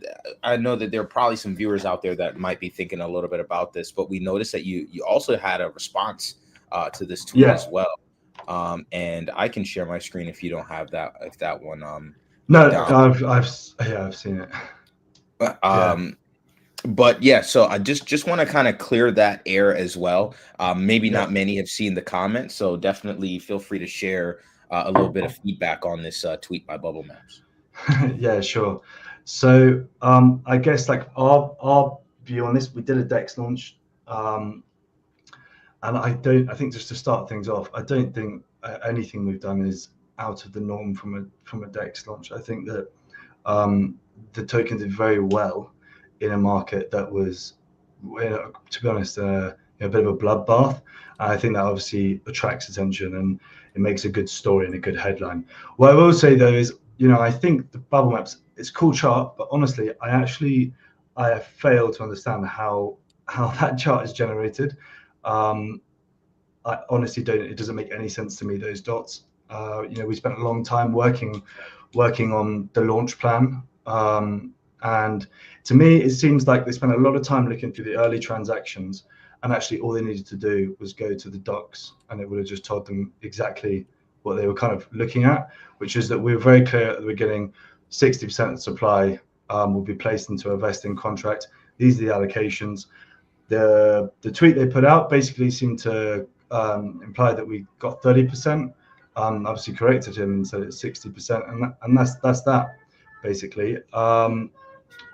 In terms of the actual how we actually did it, I think that what they seemed to be kind of a little bit confused by was the fact that we had tax addresses which are tax recipients, and we had a tax and token for the first hour. And the reason why we had to go down this road, to be honest, was that we had been told point blank by a bunch of people that they had set up their sniper bot, and that makes it very difficult if you're running a real project where you have allocations that are set and you need to be able to get them. And so we had to, I guess, like the novel thing that we did that I've not seen before was we had like effectively a deployer contract that batched these transactions in one. And that included being taxed. So what that meant is that we deployed the token, we created the liquidity pool, and the first buy was there, so we could acquire tokens. And that also included that first buy was also taxed. And so when he's looking through some of these transactions, I think to a large extent, that's actually just us reconsolidating the tokens that are then now in a vesting contract, which is, you can see it on the holders thing, and it is what it's exactly in this chart here. It's an important conversation to have because I see this got 100,000 views and your response only got 10 or less than 10, right? So it's important to I mean the chart's pretty chart, and it's eye-catching, isn't it? And really it's a good story. It's I've seen these bubble maps things before, and I think there's just been relatively quiet. This project does really well, a good scandal. Like, I'm not surprised this gets a lot of attention, but honestly, I think it's almost like doing a massive detective work piece when actually it was in plain sight via the docs. I think the mechanisms of I think one of the accusations was you didn't I guess describe I think it was actually you sniped, but you didn't tell people you're going to snipe. As I said before, like at the beginning, it wasn't really our intention to have this aggressively fast snipe, but when you're told point blank that people are going to snipe, and indeed someone did snipe very early on, they managed to get a large chunk, and I think within the first hour made maybe $500,000 to $1 million and dumped on us. And we thought, to be honest, we thought that could have been the end of it, which would have been devastating. And the fact that we had the tax there, I think, basically shielded us to a certain extent from it. Now, this wouldn't have affected anybody unless you were a sniper yourself, unless you're a programmatic sniper. Aerodrome, it was for 1 hour, and Aerodrome doesn't let you do those kind of swaps if the slippage is too high. And we're aware of that. It's just that we were told point blank people are going to do it. So, I mean, I honestly don't see how this is any different from what we've seen in the past. For people who do plain vanilla DEX launch, and I do mean DEX as opposed to a fair launch or a VC launch, because with a fair launch on, say, Pump Fun, it is a different proposition. It's definitely very, it's an excellent innovation, but it's more geared towards a meme where you don't have big products and costs and allocations that you need to get those builders to buy into, where a VC launch is obviously a completely different ballgame. So we're trying to and I think there's something that needs to, I think, as a cult, what kind of was obvious to me was that this is kind of emotionally, I felt it was very emotionally charged, to be honest. If you look through the post, and two, the reply they did to me, it was very emotionally charged, and it actually speaks, I think, something we need to talk about in crypto a little bit about what do we deem to be an acceptable way to launch a token, because I've seen many projects who do the VC funding route, and they get listed on a SEX like Binance or wherever. I'm not pointing names, but when they launch, we all know what happens. They all basically dump 90%. And initially, I think it was obviously VCs trying to exit because their cost is so much lower, and that kind of, I think, also spurred things like Pump Fund, where the community could get in first. And so we need to, I guess, agree on like a standard of what is acceptable, how many tokens are the builders allowed to actually buy for their team straight off the bat. And I suppose not demonize the first 2 seconds of a launch. Yeah, honestly, the irony behind it too, and I don't have an opinion because I just haven't dug into this enough. I've heard what you've told me, and I've seen some tweets. But the irony of this whole thing is, if you guys had the docs out stating this before it happened, like Bubble Maps went through all this work to put this post out there, and then like if you had it there, it's just kind of ironic. But and it's been there from the beginning, months ago. I know. I thought it was ironic too. Either way, I didn't reply to their reply just because there are multiple things in their comments that don't stack up to me at all. And it was, this is very, to be honest, I thought the post is quite unprofessional for an analytics firm. I do like what they do, but I don't think that was their best work, to be honest. I think it was, and it's hard to disprove something that is actually just so emotional in nature. And I thought, if we give this more attention than I felt in particular it deserved, you're just exacerbating the kind of FUD. And we are pre-product, and I do understand that in that pre-product phase, there's a bit of a vacuum, and so we're doing our best to come out with something pretty rock star, and hopefully something that works for crypto people and kind of captures the imagination. Right on, James. We got to jump on that. I think the next step is dropping a killer product and a killer app, and I guess proving yourself, and then maybe all this bubble map stuff gets dispelled. But we appreciate you coming on, James, and hopefully we can talk soon. Maybe once this app releases, we'll get you back to test it live demo. Yeah, awesome. That sounds great. Cool. All right, brother. Cheers. Sounds good, James. Appreciate your time. Take care. Yo, real quick before we move to the next thing, I think is really important just to say that you gotta look at the docs like that. You gotta pay attention to the docs and not just blindly follow some of these bubble map posts, right? But I really thought that was a really important segment. I'm glad we got to dive into it because that Great got a lot of questions. Yeah, 100%. But I know we have Adam from Startup Fund coming on next. Kuba said tokenomics were published last minute. See, yeah, I didn't look into it enough, but either way, whatever. Good piece from the co-founder himself. There we go. Chill. Yep. So let's go ahead and get Adam up here. Adam, what's going on, brother? What's happening? Good to see you. I'll dub Adam as one of the most resilient founders in the space.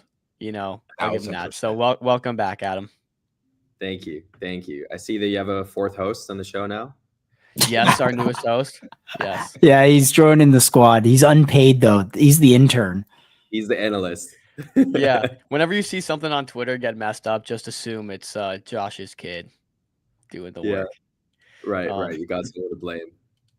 Nonetheless, cool. Man, it's been a little while since we've had you on. We know you've been working, improving, iterating on the Star product, trying to change it up and get something to stick here. How have you been, bro?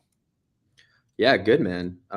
Really good. We are currently at the network school in Malaysia. It's Balaji's like startup society that he set up to try and incubate like the highest caliber founders. I'm out here every day eating Brian Johnson designed meals and talking to some like S-tier crypto and AI founders. So it's been really cool. It's a great environment to lock in. We've really been like very, very productive here. We'll bring Akshat from Surfcash on in a sec, but we met actually here at Network School amongst a bunch of other like really great founders. So it's been good. I think since the last event, we've learned a lot. We started to get a better understanding of like how to be a good launchpad, I guess, and like what kind of projects to curate. And I'm really excited about Surfcash and their raise. They're building something really cool in a market that's relatively untapped. And alongside their raise, we're going to be rolling out a bunch of new features, one of them being staking for star holders. So 1% of Surf Cash's raise is going to be allocated to people that are staking star.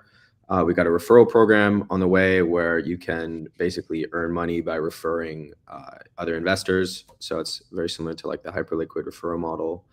And yeah, beyond that, just lining up a bunch of new companies, great panelists. We have a cool VC panel for this upcoming one. I just confirmed a surprise guest, which is also going to be really exciting. So overall, we feel like who's the surprise guest? I can't share it yet, but he's like one of the old time liquid fund investors in the space. He's not on this panel. Yeah, he's a fifth surprise guest that we'll drop very soon. But it's a big liquid fund.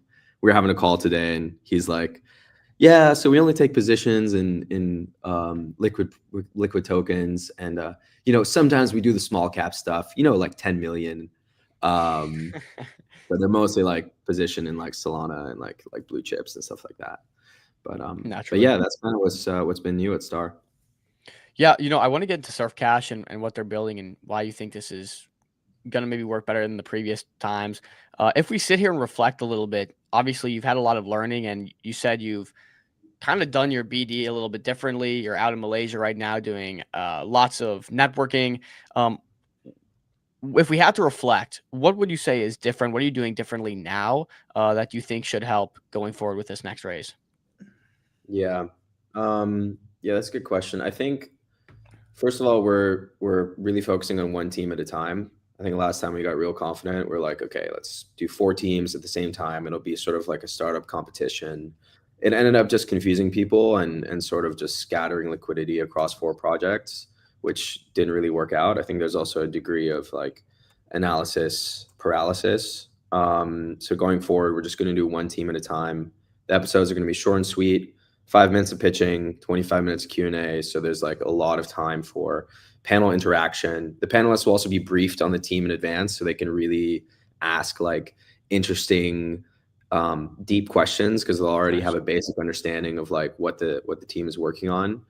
So that's kind of like the show format. And then in terms of like sourcing and prospecting, I think in the last month or so, I've tried to develop a much better understanding of like what sort of projects the market is looking for. And we had a few exchanges about that over Telegram, where like it matters a lot what is being launched at what time, right? Yeah. So like a DeepIn product right now would have a much harder time fundraising than a robotics project. And so we've kind of really, I think before where we're taking a sort of shotgun approach to founder sourcing, now it's much more selective, and I think more like spearfishing, where we're like really looking within a specific category of technology and then sourcing accordingly. And those main topics are neobanks, prediction markets, robotics, and privacy. And then we're obviously on the hunt for new primitives, but it's new primitives only reveal themselves when they reveal themselves. So yeah. I think one thing I'd attribute to MetaDAO, if I had to reflect on their success recently, is that exact thing you said. They're raising at the extremely perfect time for a lot of these tokens, right? Coming out with a stable coin when stablecoin emergence has been super hot. Coming out with a neobank when neobanks have been super hot. I think they've really nailed that on the head. And like you just mentioned, clearly you're aware of this. I think if you can do that, you can really align holders and, you know, get quality projects. So it's a great point that you make there. And why do you think, you know, Surf Cash is coming at the right time? Like, what makes Surf Cash fit that build? I think we're seeing a tremendous wave of consumer appetite for basically like expanding beyond the traditional banking rails. And they're tapping into a market that is largely underserved, which is stablecoin payments in developing countries. And I think where you've seen Avicii, Cast is a little bit older, Fuse. They've sort of cracked a like consumer crypto card angle, but the space for making payments to, yeah, exactly. That's Caesar paying a Brazilian vendor in Sao Paulo. Like that space is wide open, right? And I was listening today to the Van Eck guy on the 11 a.m. show, and he was kind of talking about how the global South is like vastly underserved when it comes to crypto products. You know, I think in the West we have like a tremendous amount of access, but these markets don't. So that gets me really excited. There are also founders that are based in the global South. Caesar's in Sao Paulo, and Akshat and King are in. They're based here in Network School, but they're from India. So they have a good understanding of the market that they're serving, which is also like a big plus for us. Yeah, it's fascinating. This is something we've quickly learned on the show because obviously we have a sponsor, Viva, a $1 billion company in Bolivia. We've talked to so many, I mean, all the MetaDAO guys, all the projects launched there. And it is very apparent that everyone wants to get their hands on US dollars to barter, and they just don't have access to bank accounts. They don't have access to a stable currency. And it's so interesting to learn that these guys would much rather use some sort of crypto rails to have access to that rather than their local currency or the current way they do it. And like, when you say they're underserved, they're so underserved. It's like, it's mind blowing. It truly is. And like, this business is massive because you got the main companies all focused on the US because that's where the money is, but there's so much opportunity left outside of that. I think we're realizing that very quickly. So can I ask a question on this? And I was putting my son down for a nap, but is it that they're underserved, or is there so much entrenched regulation that there's like almost this protectionist environment in a lot of these, banking systems outside of the US that just doesn't allow something like crypto to even exist? Like, say Bolivia, for instance, up until this summer, it was actually illegal to use cryptocurrencies, right? And so as soon as that flipped, it wasn't necessarily people weren't using crypto. There were still transactions, but it just wasn't, it was more of a regulatory barrier than anything. Yeah, Adam, maybe could you speak to that? That's a question that Akshat and Caesar are probably better at answering.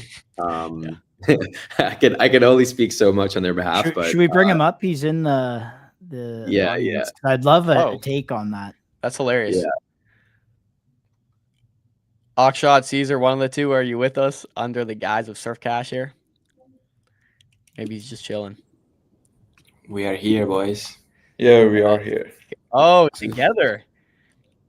Of course, man. Let's go. I traveled all the way from Brazil to Dubai to be here with the fam. Yeah. Oh, you guys are in Dubai right now. Oh yeah. Yeah. So we can expect you. I know Adam's going to be in Abu Dhabi for Finance Week, Solana Conference, Met Dhabi. Are you guys going to be there rocking with him? 100%. Yeah, 100%. So we all just got back from Pharma in Georgia. It's another pop-up focused on Solana economic zones. And now everyone's going to be at Dubai and Abu Dhabi. Yep. Okay. It's great to get you guys in here. I actually didn't even know you were joining, but this is perfect. We were just having a conversation. I'm sure you guys overheard it about, just the underserved nature of pretty much everywhere outside the US. Maybe you guys could talk about it. Is it a regulatory thing that's prevented a lot of people from using stable coins and crypto in these other places, or is it just lack of service? Yeah, it's more of lack of service. So what we do is we go from stablecoin to local payment rails. If I talk about Dubai, everyone uses a card, and crypto cards can fit in super easily, and I think that's pretty similar for the West. But in most of the places since we are building for nomads, and most of the places they live, it's like in LATAM or in Southeast Asia, they do not have cards because one thing, it's quite expensive for every merchant to keep a terminal with them.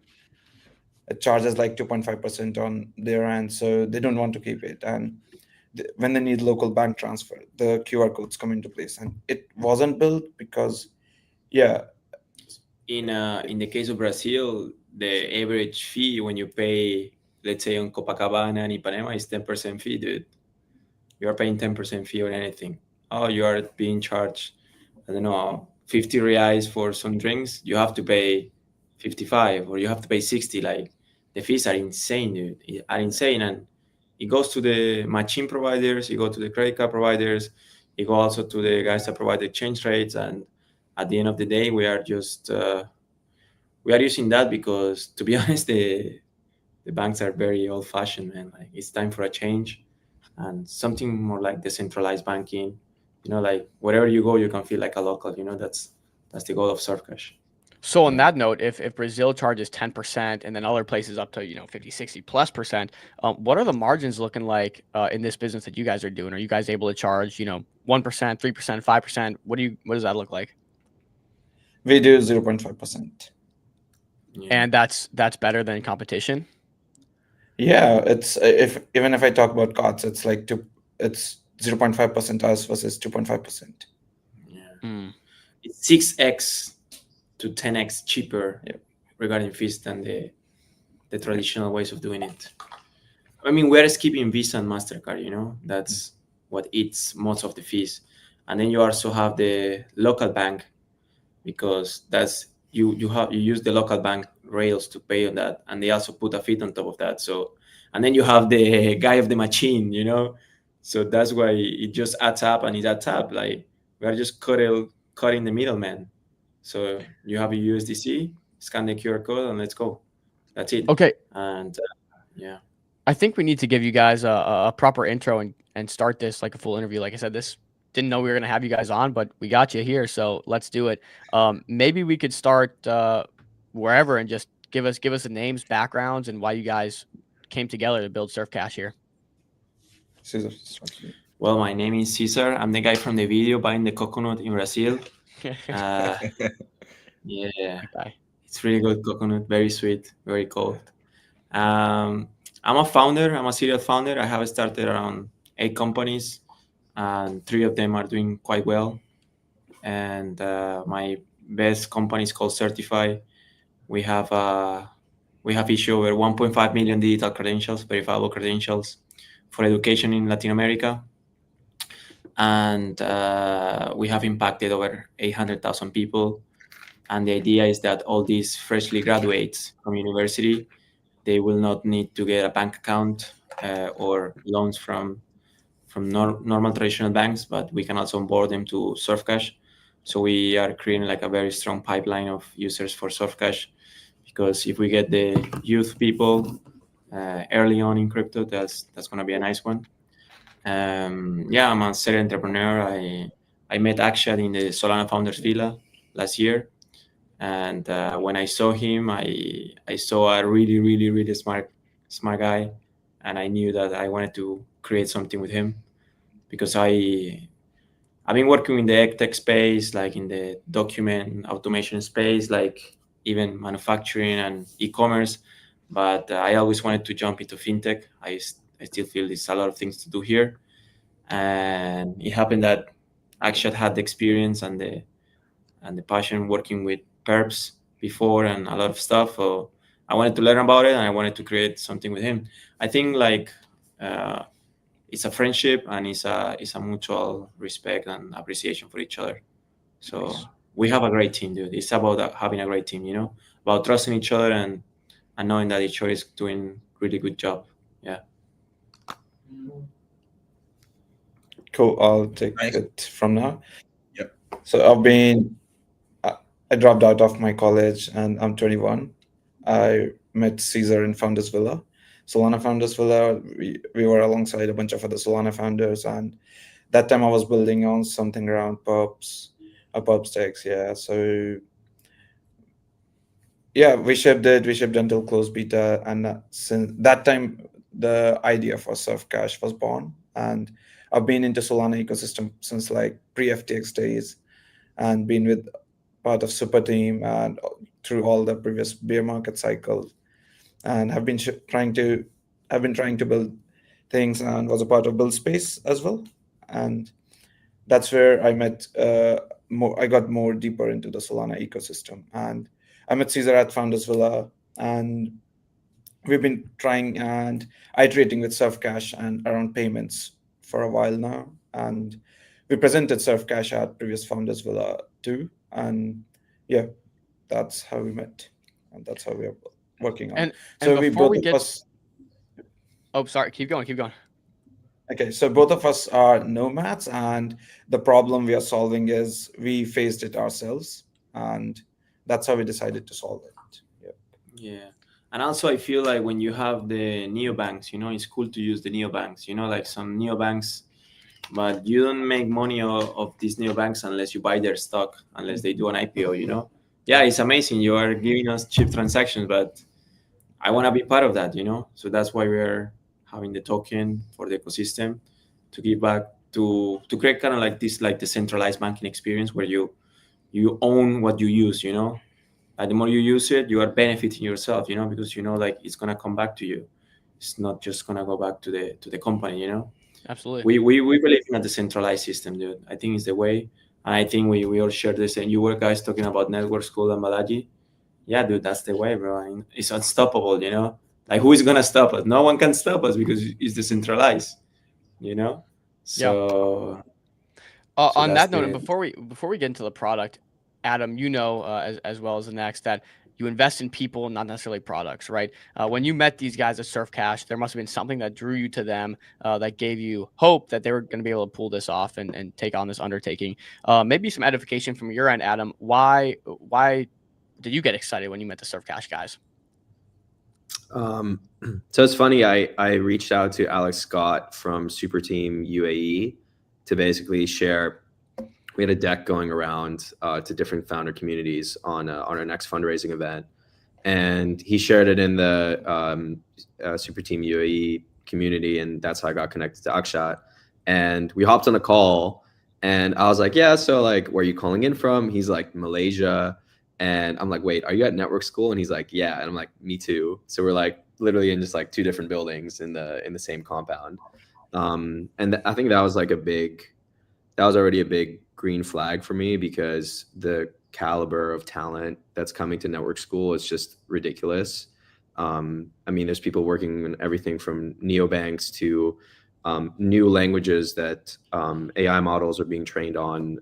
It's just like there's literally a robot downstairs that you can play chess with, a physical robot. Wow. That you can play a game of chess with, and it's just like sort of installation that's there anytime. So that was a big sign. And then I think after discussing more with Akshat and also their CTO, Chester, who's also a long-termer here at NS, I think I got to understand the product and the problem that it's solving a lot better. These guys have also received backing from Circle via numerous grant programs. So there's also like an institutional backing to Surf Cash.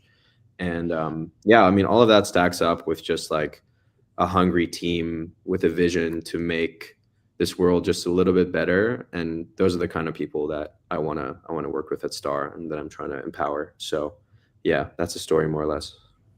Love it. Something that characterize us is we are kind of like polymath, like we know about finance, but we also know about entrepreneurship. We know about traveling.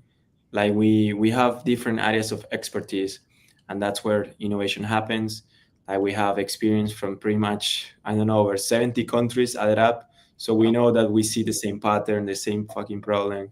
It's the same, dude. It's the same problem everywhere, So the market is huge, and the solution can be a pretty standardized product that is a decentralized standardized product. So being a polymath is, like being the man of the Renaissance, that about multiple areas of discipline, also makes this team really, really cool. Like we are also cool people. We like adventure, we like biology, we like philosophy, we like history. So we create a full compact product that is powerful from every single angle. From the name Surf Cash, you are surfing cash. Like everything is very compact in the product. So it reflects the personality of the team as well. So I think that also makes it very exciting for us. Yeah, absolutely. Let's get the elevator pitch. What is this product you're building exactly? Why is it important, and what gaps are you filling in the market? Okay, I'll take it. So yeah, it was with me that I had to carry 500 bills. It was this much just to pay my rent in Vietnam for a month. And it's not only me, it's like every nomad does it in Southeast Asia, because I cannot pay via a crypto card, and I cannot get a local bank account to do the bank transfer to my landlord. And I had to make like 3 ATM trips just to get that bag of cash. So at that time, I was thinking like, how can we solve this problem? I'm living into this economy, I'm contributing to that, and I still cannot access that. It's very weird if you just think it normally. So I began researching about how can we connect to local payment rails, and luckily at that time one of my friends was building something around stablecoin to with local Vietnamese QRs, and that's how we got our first market to be Vietnam. And we want to be a bank for, it's like local payments for global citizens, nomads who live everywhere or travelers who go everywhere. Every beautiful place doesn't necessarily have like machine to take cards, but they do have QR codes. Like QR codes have exploded in popularity. Yep. Like in Colombia, in Brazil, in Brazil everyone uses Pix, no one uses cards. So we have to follow the society again. Society wants QR codes. Let's use QR codes with crypto. That's the way to go. Absolutely. Yeah. And for those that don't know, they're spot on. Everyone uses QR codes, especially in LATAM, and it's completely blown up. That being said, are you guys pre-rev? Do you have any users? Are you still in beta here? How far along in the development process are you guys? So we have integrated the Vietnam local payments, and we are awaiting the App Store approval to go live. And we are already live on Solana Mobile. I have a seeker here with me, and yeah, here's Safkash. Let's go, dude. I gotta get it. Got the seeker Oh, too. Let's go. Hey, is it the Saga? I don't. This is the old one. Oh, I got the old one, dude. Okay, yeah, it's Saga. It was called Saga. So yeah, this is a seeker, and I can run Safkash on it, but we are waiting App Store approval to go live on App Store, and yeah, that's where we are. So as fast as we can get the approval, we'll be live like in maybe 5 days, maybe 7 days. Yeah. What's the BD strategy there? How are you guys gonna go and get this product into everybody's hands? So we are going to target markets one by one. First is gonna be Vietnam and Da Nang, which is a really hot digital nomad spot, and we are gonna partner with local super team to do that. And we have some different plans, like every month on the first of every month, nomads panic to get rent. So first thing is we just show up to the local ATMs that, okay, you are paying 3% just to get your cash and fixed fees, so you can just pay rent like this 0.5%. And there's already a product. There's already a product called, yes, go on. So you guys are gonna be boots on ground, camping outside the ATMs, just like use this. Oh yeah, we are nomading and traveling all the time. It's zero CSE. And there's already a YC backed product called Morita Pay that does this, but it needs you to have US bank accounts. And secondly, it only works for business QR codes. You cannot pay a landlord, but you can of course pay at a restaurant or something. So we are solving that with stablecoins. That's where stablecoins comes in, and we've got good support from Circle and Super Teams so far. So yeah, Super Team is a cheat code, as they say. We met at Super Team, we got product feedback and mentorship from Super Team, and now I met Adam at Super Team, and with Super Team we are gonna go to the markets, local markets. Also, we have access. No, please continue. We I'm have sorry. access to, we have access to more than 150 universities in Latin America, and most of the universities, they have the crypto community, the finance community. So we're also reaching to those communities inside the universities.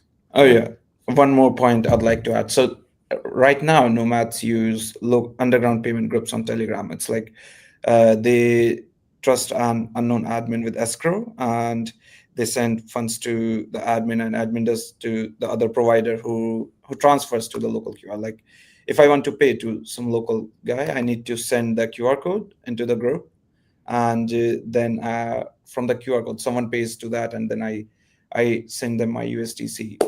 So we are already in those Telegram groups, and quickest thing is that we are in talks and planning to make them ambassadors, the admins, and just legalize this thing, because all this runs in the gray area. So we just legalize it and give them 10% of whatever their referred users make. Nice. So you guys are, I mean, you mentioned 150 universities in Latin America. You mentioned it, you have ties with, Circle, Super Team. I wanted to talk a little bit more about the relationship with Circle, as well as, are they just like providing, like, was it just grants, or like, are they really getting in the weeds and providing hands-on support? Like what kind of feedback and relationship are you guys fostering with them? Okay, so we were a part of Circle's USDC grants program, and we are integrating with Circle's programmable wallets for our embedded wallet, and they've been also focusing on that for a while because not many people know that Circle offers an embedded wallet. And so we've been in touch with them for like around 1 year now, since we were exploring the integration and began the integration. We got some co-marketing support since then, and then there's a program called Circles it's Circles Alliance, Alliance program. So they have all the co-marketing support for the projects in their alliance. Yeah.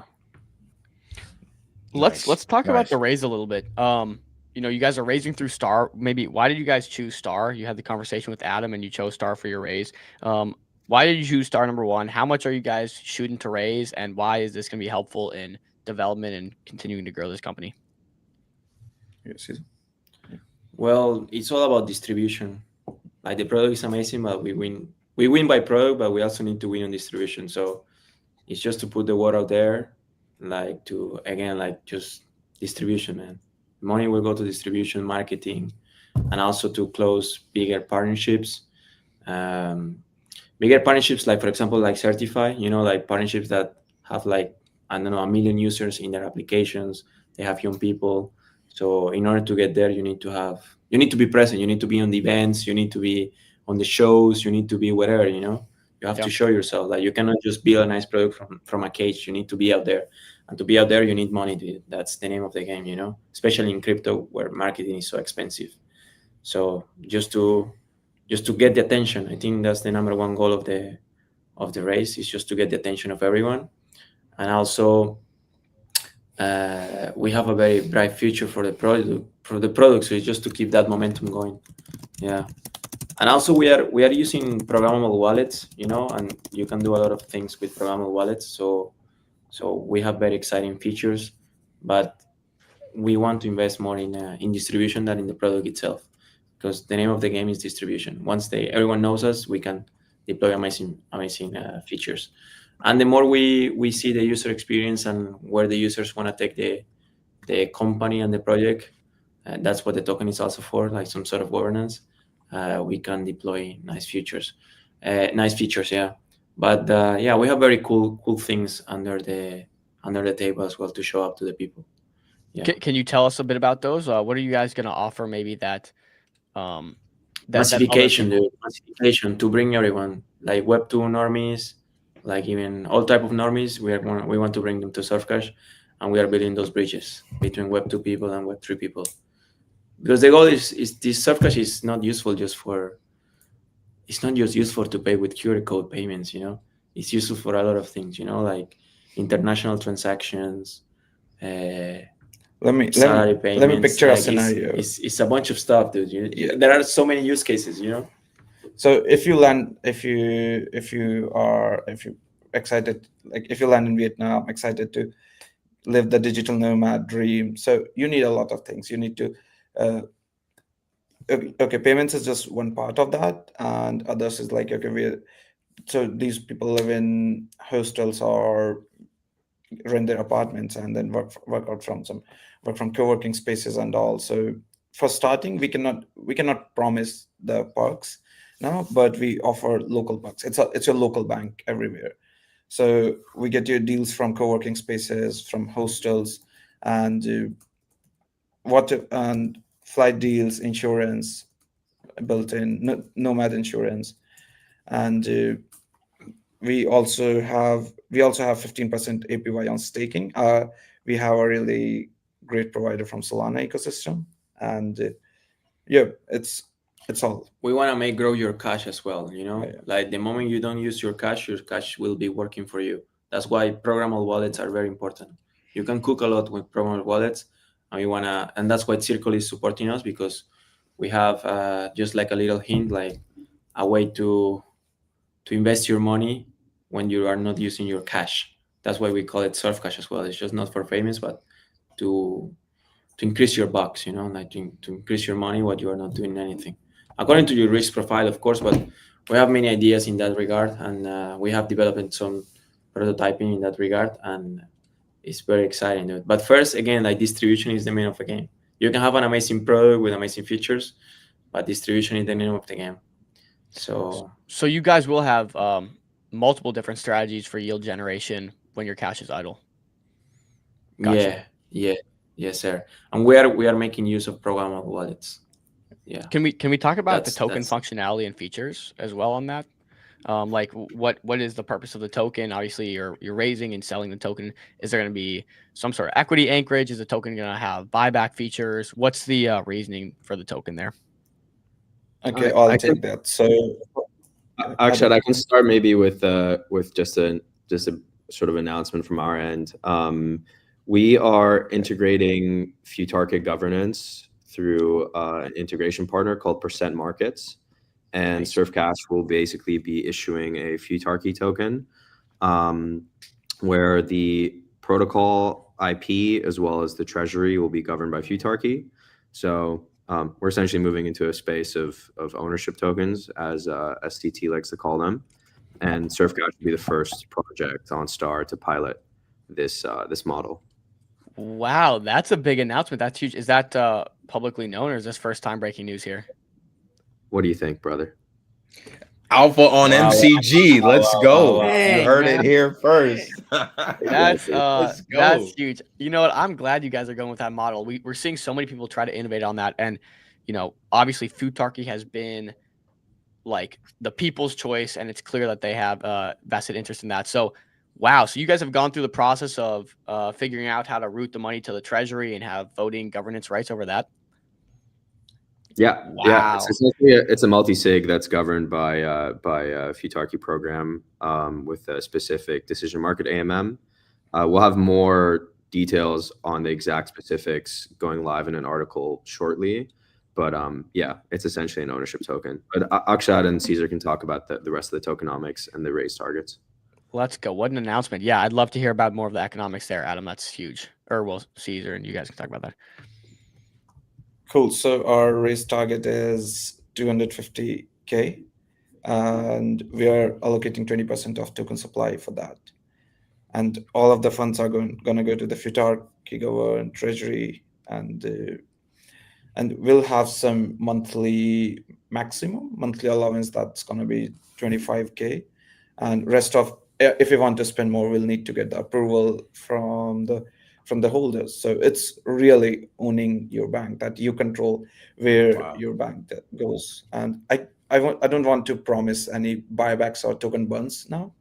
It's all, again, it's user owned bank, so users will decide it. If the holders will decide it, I'm no one to decide it. So if the proposal passes, we can have that. If not, then we cannot. And we are also looking to integrate some sort of thing that reduces the token supply, that users need to burn tokens, but it's all going to be abstracted away from the user. So at the end, it reduces the token supply, and which makes the token go better. So it's like, yeah, to explore, to get perks, users might need to burn tokens, and then it reduces the supply. It gives us power to get better deals. More users use the product. It's the flywheel.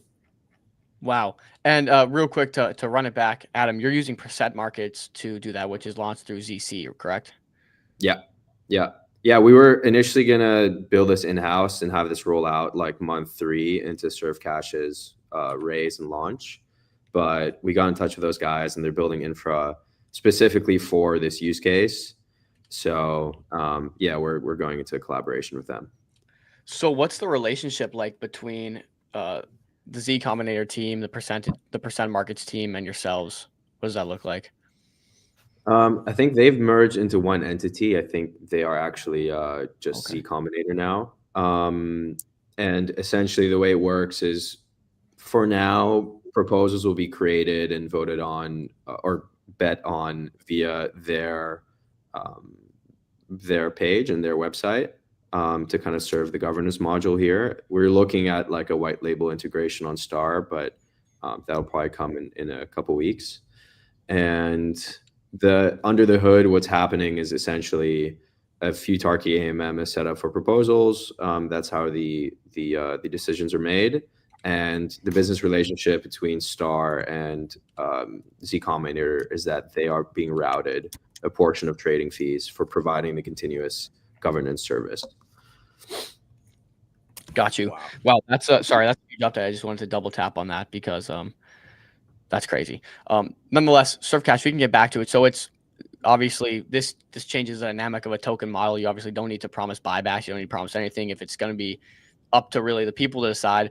So let's touch on that again. You got 25K monthly allowance. So if you know your goal is to raise $250,000, 25K of which will come out monthly for the team. If you need more for hiring, growth, whatever it is, you'll have to then raise a vote for that to go through and get more cash, correct?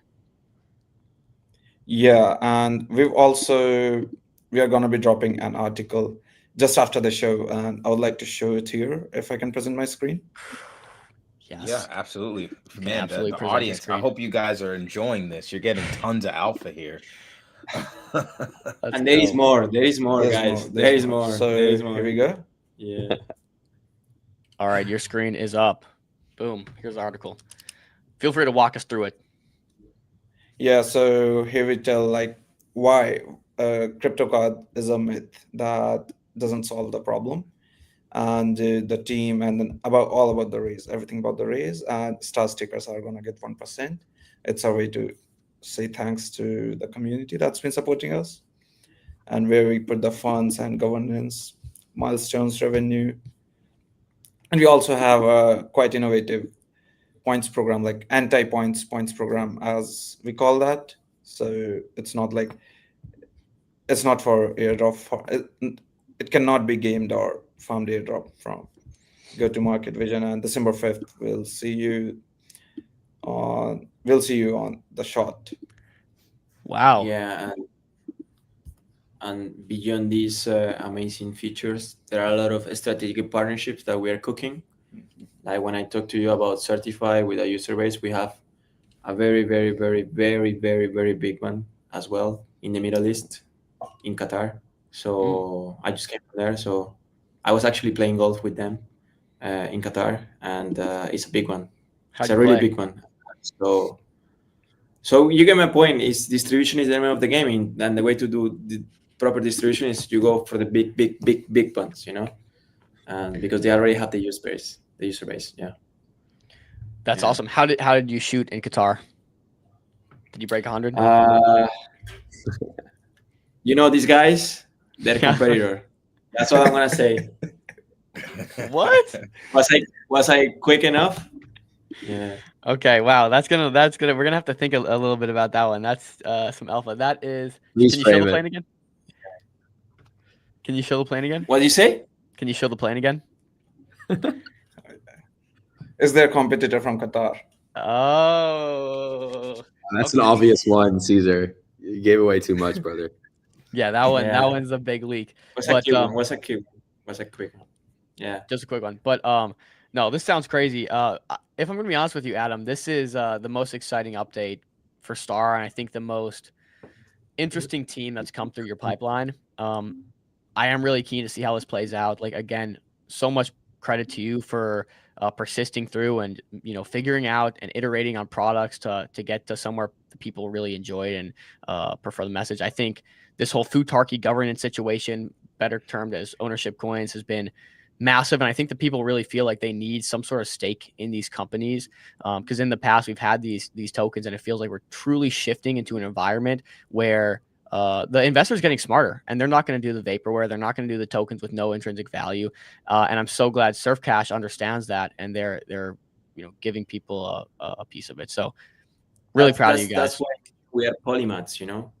We are polymaths. We understand the user. We are the user. You know, we use this product. We build what we think is cool and what everyone else thinks is cool and is needed. Yeah, it's important, dude. It's important that is to have a cool product to use. You know, Absolutely. Feel proud of it. Yeah, good. No, you should feel proud of it. Again, like this is something I just wasn't aware of. I would even say 6 months ago, I didn't know that people across borders just had such an issue with, money and cash and payments and all this stuff. And it's been totally like eye opening to see that there's such a big product there and such a big market. And I've been so interested to invest. That's why I love, Avicii, and I'm excited for Solomon and some of the other MetaDAO projects, and excited for Surfcash too. yeah. I know the MetaDAO founder. I met him in San Francisco. We had a long chat. This was in March. Yeah, I know this guy as well. Yeah. Yeah. Awesome. No, they're Amazing. cool. A lot of I love what they're doing over there. But super cool. I mean, you guys are very aligned. We appreciate you guys coming on, man. Dude, Adam, hats off to you, bro. I think you found something special here. And you guys at Surfcash, we appreciate you guys coming on. I mean, tons of alpha for the audience. I know they enjoyed it. I know I enjoyed it for sure. I guess last quick question before you leave from the community. We gotta wrap this in about like the 30-second. Loving this project. Are you guys planning to export outside of Vietnam? I'm in Costa Rica and would love to implement this here. A lot of digital nomads too. Dude, 100 million %. 100 million %. 100 million %. We're coming there, but first we are coming to Brazil. That's the number 2 country. Yeah, after Vietnam, but we have a pipeline of countries. We also have Argentina. We have Colombia. Wherever there is a unified QR code of payments, like in Brazil, you have a unified QR code of payments, where all the banks got into an agreement of using a unified QR code of payments. That's where we are going to go for, There are still some QR code payments that is like one bank use this QR code, the other one use the other QR code. But wherever this QR code is already unified, that's where we will go for. Yeah. Awesome. So awesome. But yeah, of course, I've been to Costa Rica a million times. I know all Costa Rica, and dude, it's getting too expensive, Costa Rica. So let's make the buck more profitable for it. Yeah. Well, like you said, you know the customer. Huh? Like you said, you know the customer. You were in their shoes, so you kind of build a product that you guys want to see. But look, we appreciate you guys coming on, man. It's been an excellent interview. Awesome conversation. Wishing you guys the best on your raise, and we'll be watching you guys. So if you want to come back, you got more updates for the community. Adam knows he's welcome back anytime, but we want to extend that invitation to you guys. So appreciate you guys coming on today. Thanks so much. I appreciate that. Thanks for having us. Yeah, we'll be watching the raise. Peace. Cheers. All right, guys. Cheers. Love it. I like that little heart effect. Yeah, dude. Yeah, huge update from Adam at Star.Fun and from Surfcash. I mean, look, dude, if you're watching these shows, you're getting literally alpha. This is edge. I'm not even gonna lie. I think this is edge. Soar, top fumbler. All right, we got a new launch on Soar, guys. And guess what? Can you guess it? The redacted project that's coming on MCG. Can anyone guess it? Hopefully soon here. Nonetheless, yeah, there's a new launch on Soar. Do we want to dig into that and see what's up with it? Yeah. I'm looking at it now. I'm just like never quick with these, bro. I never get them early. I guess we're still early in terms of like how long ago did this launch? This literally launched 3 minutes, a couple and 50 minutes seconds ago. Yeah. All right, let's see. Excited to announce our next curated.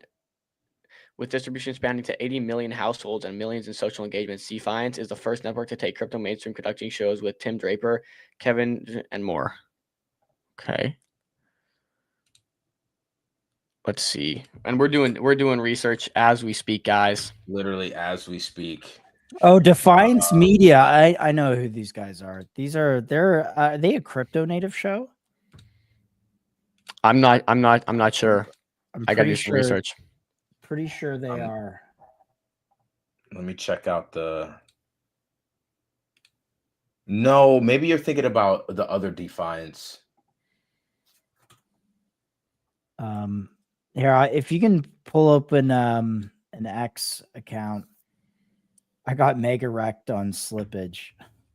I gotta rip the bathroom, guys. I will catch you in a second. You guys can maybe figure this out. I'm gonna listen in now. Do your thing. I'm looking at the X page. I guess I can top fumbler, dude. You're on top of it, man. Redacted equal Pasternak to announce the flywheel. Oh my god. Let's see what we got. Dude, Bathroom Defiance to mega Media. ape. That's so funny. Let's see. Holy, this is going wild right now. This is candled to 10 million. And remember, circulating is still pretty low. So keep that in mind. Yeah, I saw a nice Phantom little, had way less slippage. Chill, you got it on your screen here. Let's do it. Yeah, so here's Defiance Media. Don't miss the latest news. To watch Defiance streaming channel, visit Defiance Media for 24/7 global broadcast coverage. I went to their homepage here, and basically it has Crypto Wendy. I don't know if like she's the one hosting this. What XRP does do is that XRP is a great competitor in traditional finance. Yeah, Crypto Wendy is on here. Talking about XRP of all things. Of all things. Funny. Yeah. I mean, this looks like legit.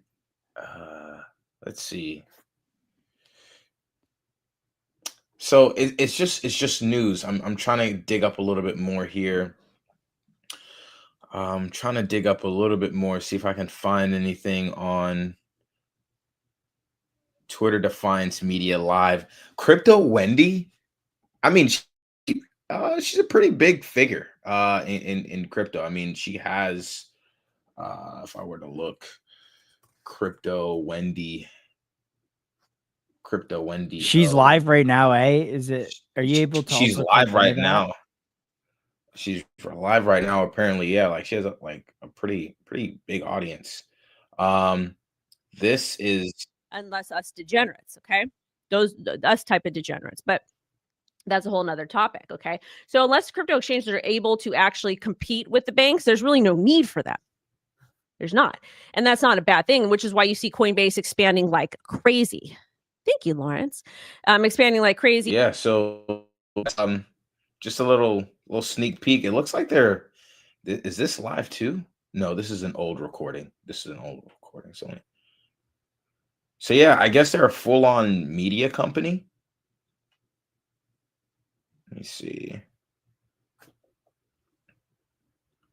Yeah, we got to get let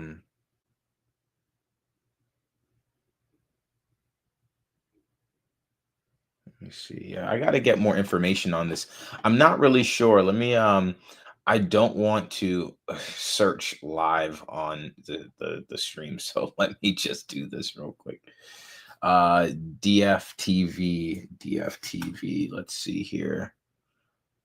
And maybe I'll just scroll up. Is that Tim Draper that's on here? Yeah, apparently. Tim Draper, right? Yeah. Yeah, Draper Decentralized is what this is called. Interesting.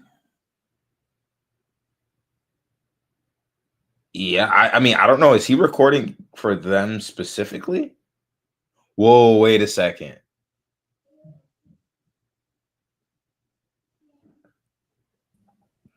Okay, what's the word? What's the word? How are we feeling? We're trying to figure it out. So all I've dug up so far is this is a media company. I'm not sure if it's just crypto centric, but you have Crypto Wendy here that's basically streaming for them or streaming with them, or I don't know. I don't know how this is connected. Yeah, I don't know how this is connected at all. I'm not really seeing much. I need more information on the platform. It says the future of open finance, digital assets, and the decentralized economy. Defiance delivers news and entertainment to 80 million households across streaming television, mobile, desktop, and satellites. Check the artifacts as well. It looks like also SOAR put out a post. I'm sure you guys probably went through that already, but no, I didn't. Let me I've just been kind of busy trying to like look on the website. I didn't see artifacts at first. Let me see. Crypto All right, Wendy let's has 460,000 followers. Her streams are pulling between like, I don't know, a few thousand to 10,000 Whoa.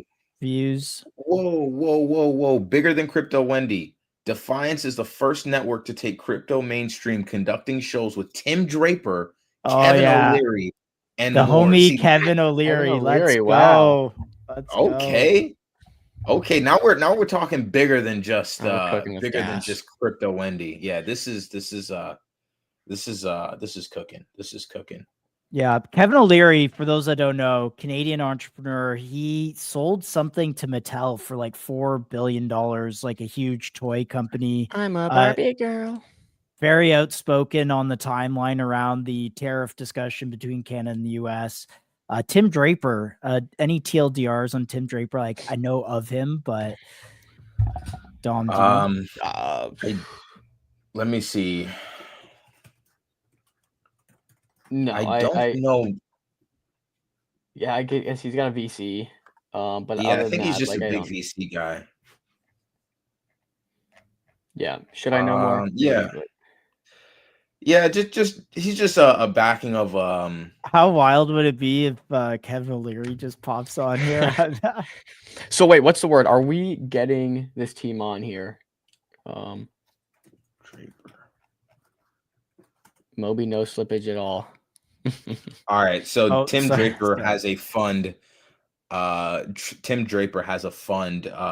Draper Fisher, and they have 2 billion assets under management. Yeah. They're actually quite active. I believe, what was it? There's a big Dolomite. So it was a big Ethereum launch called Dolomite. And that guy ended up going on to do World Liberty Financial, or he ended up helping contribute to that. But that was backed by, I believe, Tim Draper. So Tim has been in the DeFi trenches for a minute. That's crazy that they're. I mean, dude, Kevin O'Leary. Can you see the pitch deck on SOAR? Yeah, actually, let's go through this. Let's go through this pitch deck. I'm so glad you brought that up, Top Fumbler. I didn't see the artifacts at first, but I refreshed and I saw it, and I'm glad that they launched with artifacts. But here is the Defiance Media News and Entertainment for the Next Economy. And I'm glad that they're launching something like this. Think of like a CNBC. Think of how large those platforms are. And right now, news in crypto is very scattered. You have to kind of follow influencers, follow YouTube channels. But having like a go-to place is actually pretty dope. I think that's a really big unlock. Our purpose, just as CNBC became, there you go. Just as CNBC became the broadcast voice of Wall Street, Defiance is the AI-powered digital network of the next economy, driving our future forward culture. Let's see. So the reach combined across all fast AVOD platforms, 80 million in reach. I don't know how these numbers are calculated yet. Social media, 2 million. Syndicated completed views, 20 million. Combined social reach and monthly active users across all contributor platforms. Okay, wow. So massive views, massive usership, 50 years of media experience. Oh boy, this is what I'm living for. Founder CEO Mark Scarpa, media and technology entrepreneur, recognized for crafting participatory experiences across television and digital platforms. Looks like platforms like MTV, YouTube, Orion Pictures, CMET TV, stuff that we used to watch, stuff Comcast, Xfinity.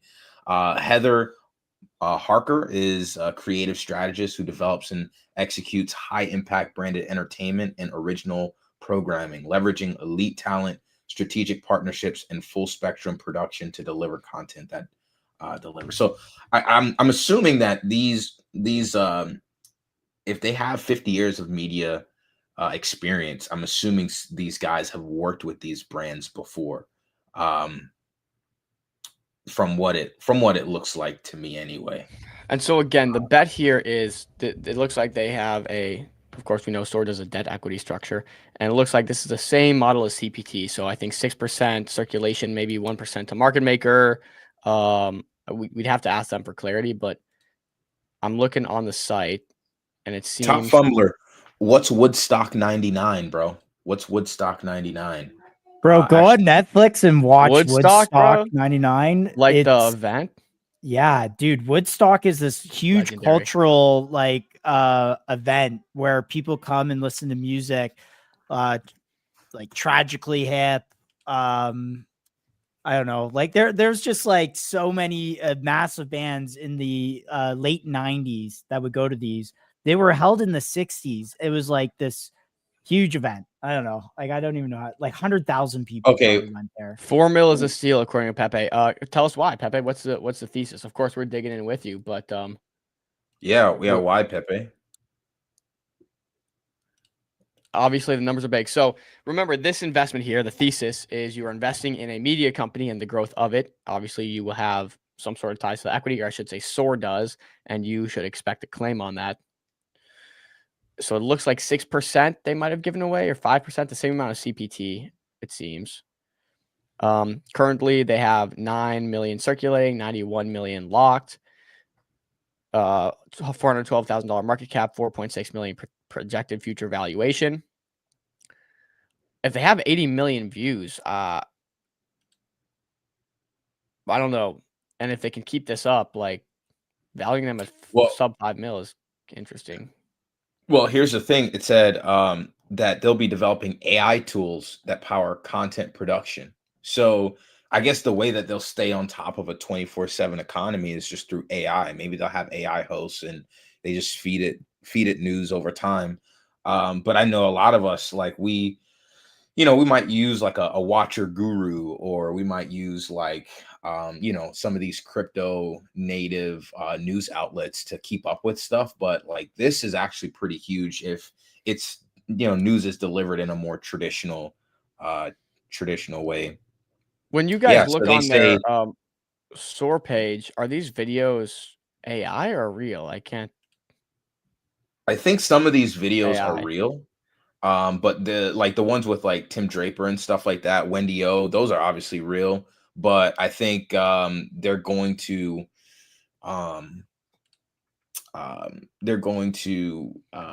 I lost my thought. I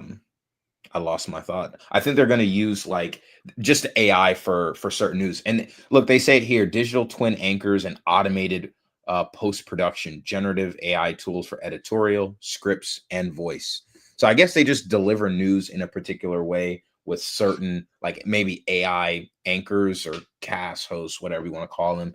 But then like people like Tim Draper and Crypto Wendy O and others, they'll actually be live. And it looks like they're partnered with Tim Draper's Draper TV. So it's a platform as a service. I guess they have a couple different arms. First agentic live news stream. Does anything? Can you search Kevin O'Leary in this document? Does he come up at all? Yeah. Because Kevin actually talks often about this type of media. So I'm curious to see if like they do his media stuff. I don't. Maybe we get Kevin on here and we give Kevin the Shark Tank style pitch, except he's yeah. Let me look at their holders. 336 holders. Obviously, 90% of the 3% is in this FMH wallet. Yeah, 1%. Pepe, they would have to have the rights likely to the likeness of those characters to use them in any sort of AI fashion. But, okay, looks like let me compare. I'm just looking for numbers. Okay, so the 90 and 3. So it looks like they have 6 or 7%. This looks exactly structure of CPT. Yeah. 6% circulating, 4% to market maker / exchanges. Oh, are you reading that? Where are you reading that? No, that's just off the top of my head Dumb. for CPT. Yeah, I'm looking at holders. It looks like they got that 3% wallet that CPT does. I think, again, that's just... We have Mark actually just joined the waiting room. I'm going to bring him up. My son is asking me for something, so I'll be back in a second. And do we want to put this out as well on Twitter so we can get some people funneling in for this? Yeah, I already did. Sweet. Mark, how are you? Great, guys. Wow. You know, really appreciate you having me join your podcast. It's obviously a really, really amazing community that you've built, and we're honored to be on the show.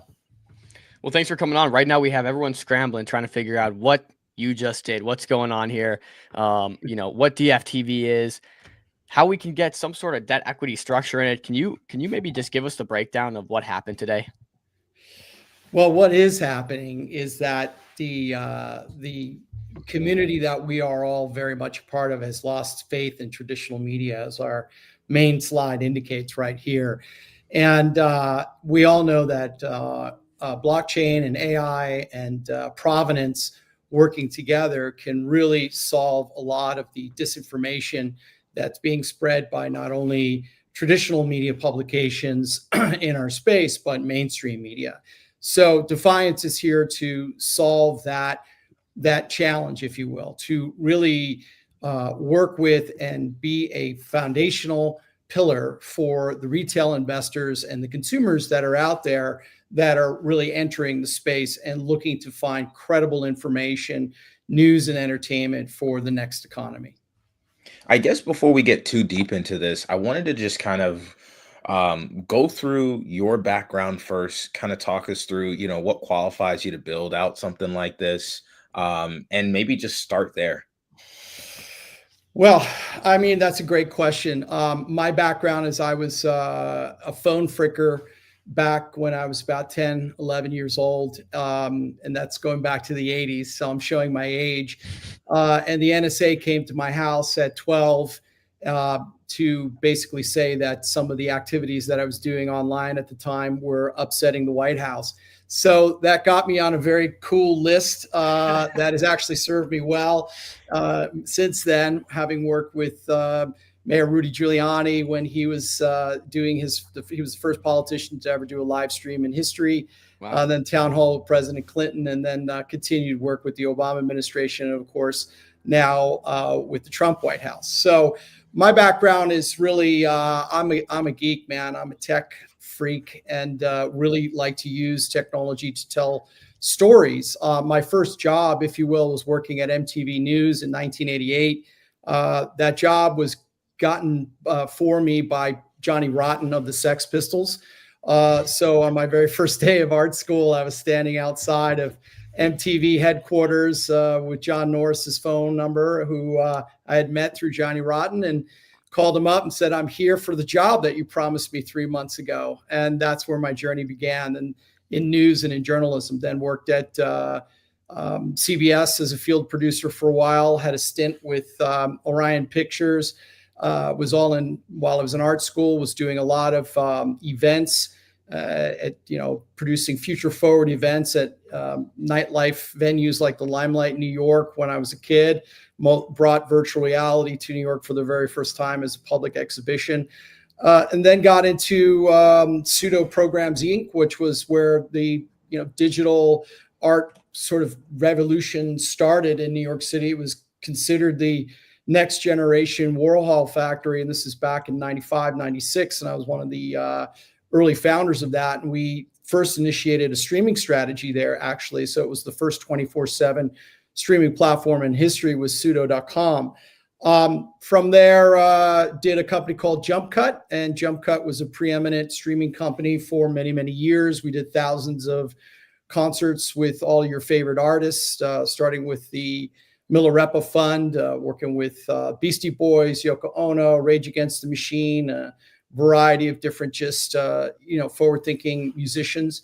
who are looking at technology to communicate to their audience. And this is going back to 1996. Later on, created a company called Simply New. Again, continued streaming. We started launching channels for companies like Zappos, Microsoft. I was the creative person and executive producer director behind Grammy Live, which was the Recording Academy's second screen experience back in 2010. Worked on X Factor Digital, just a variety of stuff. It's like I'm very grateful to be having given the opportunities to do as many projects as I have over the years and work with so many amazing people. Fast forward to Bitcoin, I first met Neil Stevenson when we interviewed him at CNET, of which I was one of the founding producers of in '96, and did a story about, basically his book that had come out at the time. And he was telling me about his next book about cryptography. Then years later, here we are having just interviewed him on Defiance for his metaverse platform. So I started with Bitcoin very shortly after the white paper came out, started mining. I remember taking my Windows NT machine offline, and it was doing a CETA project, search for extraterrestrial life, basically as a peer-to-peer, and turned it into a Bitcoin rig. And that was it. Years later, came to LA, was doing a bunch of great projects, some of which I just mentioned, and just really thought that, taking this life experience and putting it together in a credible channel that was, driven by technology for technologists, but also that represented the cultural movement that's happening here, that we're all a part of. This is not just about, code and bits and bytes, and, NFTs and money. We have a profound global cultural movement that's happening that's all a part of this. And we're hoping to embody all of that with Defiance Media. So I'm reading through some of these docs as well. And I mean, thank you so much for giving us that background. I'm seeing that, Defiance.tv offers, access to 150 million households globally. So I guess just talk to us a little bit about the market opportunity and how you guys are tapping into that. Well, what we looked at early on, just to clarify on those numbers, is there's a market now that people understand, which is called connected TV and streaming television. And, it falls into the OTT category, over the top, which has replaced cable and satellite. And of course, over the air, which is what we all know of as the old word of television. For us, it's a display device. We are a streaming television platform and channel. So aside from going and being delivered to those gated distributors like the DirecTVs of the world and the LGs of the world and, Distro TV and so on, we're also, of course, streaming to X and all of the other social platforms. So to us, it's just about getting that one stream out to represent one world and one message. And what we'll add coming in the new year using AI dubbing technology in our labs group is the ability to localize that in different languages. So you'll have that same Defiance 24/7 stream available in, say, Spanish, Portuguese, Arabic, and German, and so on and so forth. And that's where we're going with it. Unlike other traditional broadcast financial news networks that will create regional content. So CNN International, for example, isn't really international because it's an international name, but it's localizing in that particular region.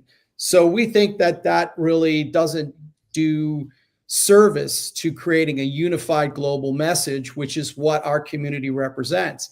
Bitcoin doesn't sleep.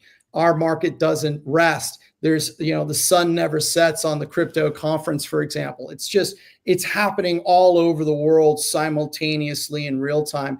And we want to capture that spirit and be the credible source of broadcast news and entertainment for this community.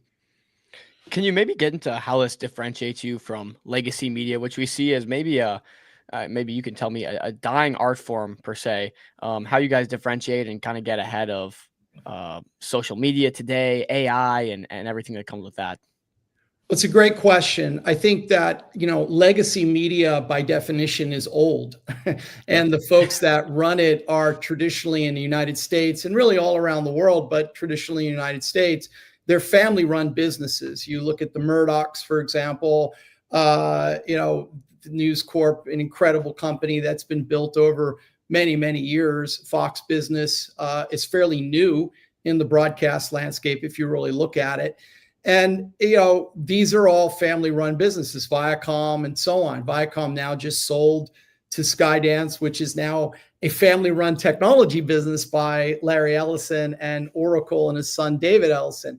And I think they're going to do some really radical things at Paramount Viacom. I think David is going to transform the feature film, the traditional entertainment marketplace. And we're very aligned with what their vision is because it's similar to ours, except we want to radicalize and, use the technology in a way to empower, inform, have our content checked on chain, and have provenance behind everything we do for news and entertainment. I mean, look, here's the thing. People are watching video that's coming from a variety of different sources, right? You guys, you guys are producers, you're creators, you're credible, you have an audience. People are listening to what you have to say because they trust what you have to say. That's not every single type of live streamer like you out there. We can have a discussion about that, of course. What we're looking to do is curate the best of breed and validate what they're doing through our accreditation techniques. And also our partnerships. We are Getty editorial partner. I'm a National Press Club member, for example. So we're following rule sets that I think are, that traditional companies follow, but we're just doing it in a more innovative way. The other point to make is that traditional media or broadcast news and entertainment really doesn't represent the spirit of our world, right? Like CNBC and Fox Business are not doing a 24-hour coverage of what's happening in the next economy, what's happening in fintech and Web3. They only like to report on things that are sensationalized. Bitcoin price goes up or it drops. There's a hack. There's this that happened. There's that's happened. The White House makes an announcement, and that's it. They're so focused on competing with each other around the breaking geopolitical story or the story about the drug bust or religion and so on, that they're not looking at the wonderful global community of 500 million people that are part of the trustless generation that really don't have any interest in traditional media, that that challenge government authority and ultimately are taking their savings out of central banking system. That's our audience. Those are the people. Those are our people. Those are who we are and who we want to cater to. So, Mark, I do have a question for you. I come from a media and advertising background. I've been in crypto for 10 years, so seen a lot of what you're discussing coming to fruition. We've seen a lot of legacy media providers, even you can think of like the CoinDesk of the world, Real Visions of the world, who we love. These live stream kind of not media companies, but they're kind of investment platforms. Our show kind of was risen out of the X optimizing towards live streaming away from spaces. And we started 6 months ago and it's garnered 4 million views and we've done really well. And so I just want to get your take on live streaming specifically. Do you think we overtake traditional media over time, or what does live streaming look like kind of the next 6 months to maybe next year? I really appreciate that question. I have not given myself this moniker, but people have given me the moniker of Godfather of live streaming because I've been doing live streaming since 1995. It's a long time, 30 years. And we really look at it. Some of us on here weren't born then. Yeah, that's okay. But keep in mind that the formats that we put in place back in 1996 are still being used today. So live streaming is a delivery mechanism, and it's live. We get that. So is a live TV broadcast or live satellite broadcast. The difference in traditional live broadcasting is there is no participation level that the audience can engage in. Whereas with streaming, what I recognized very early on is that, look, this is over the internet, so it has to be participatory. And what does that mean? On a basic level, what we did in 1996 and what is the format today is you have a live stream with a chat room. That never existed before. Anybody can take, and I've said this for 30 years, anybody can deliver a live stream on the internet.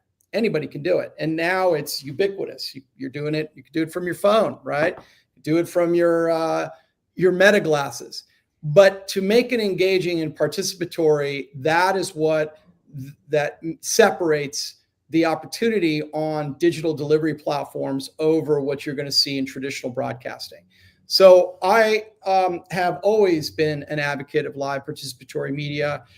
Working with SOAR now with this DRP standard, we really are advocating it because we feel that participation is paramount. It's, utility is one thing, but participation is key.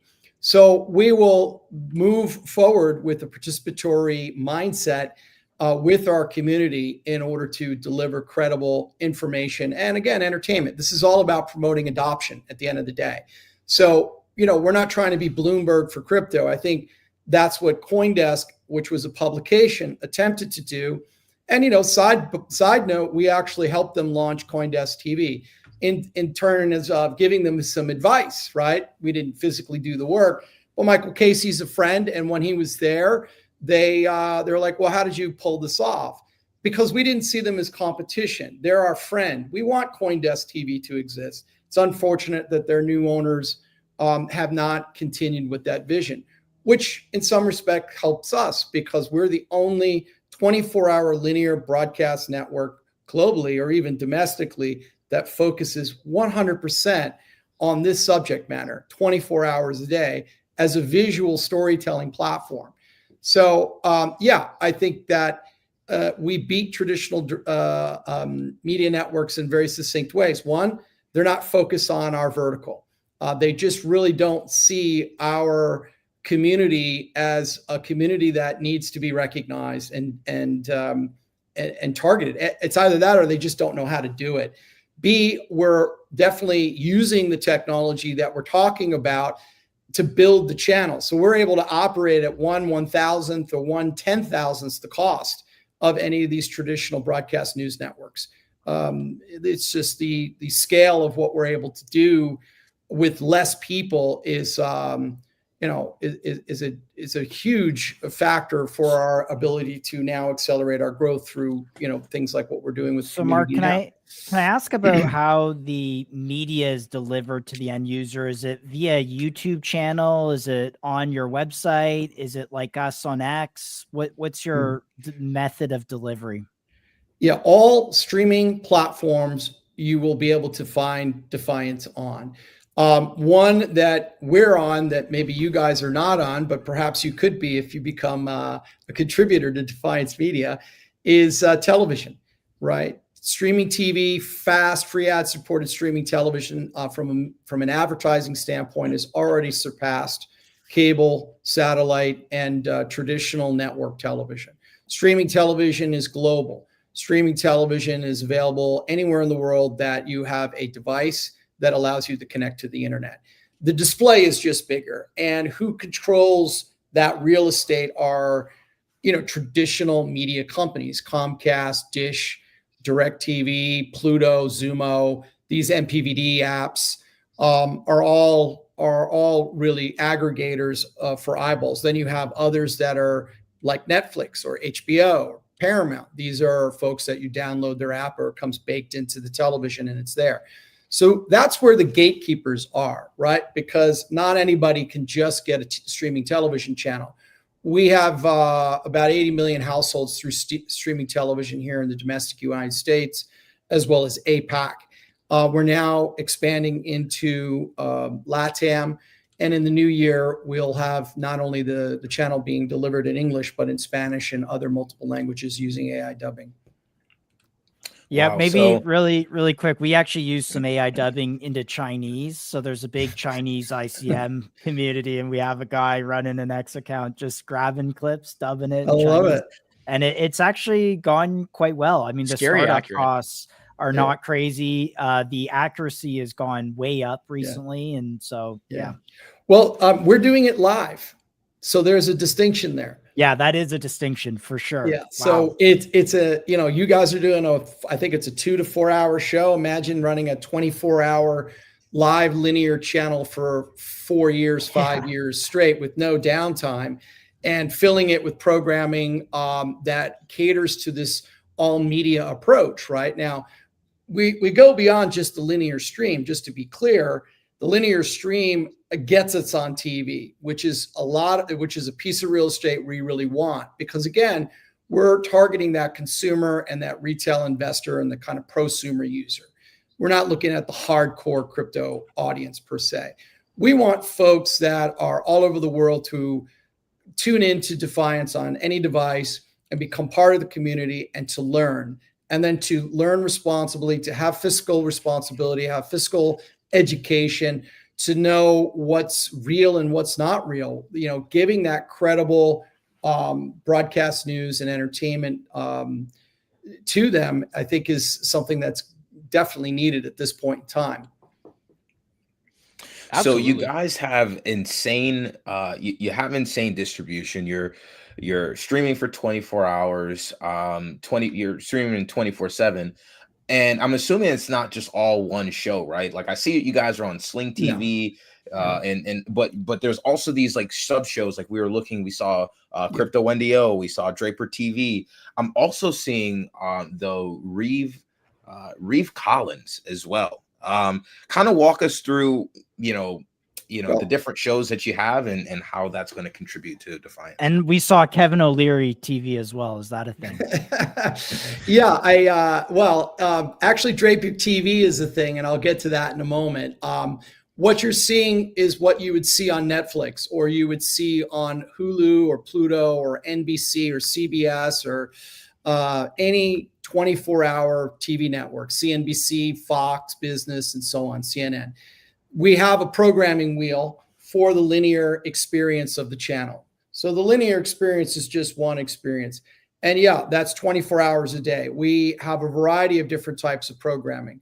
We have original programming that we create, like the Reeve Collins show, and which was a special that we did, or the special that we did on Satoshi Roundtable or on the NFFT.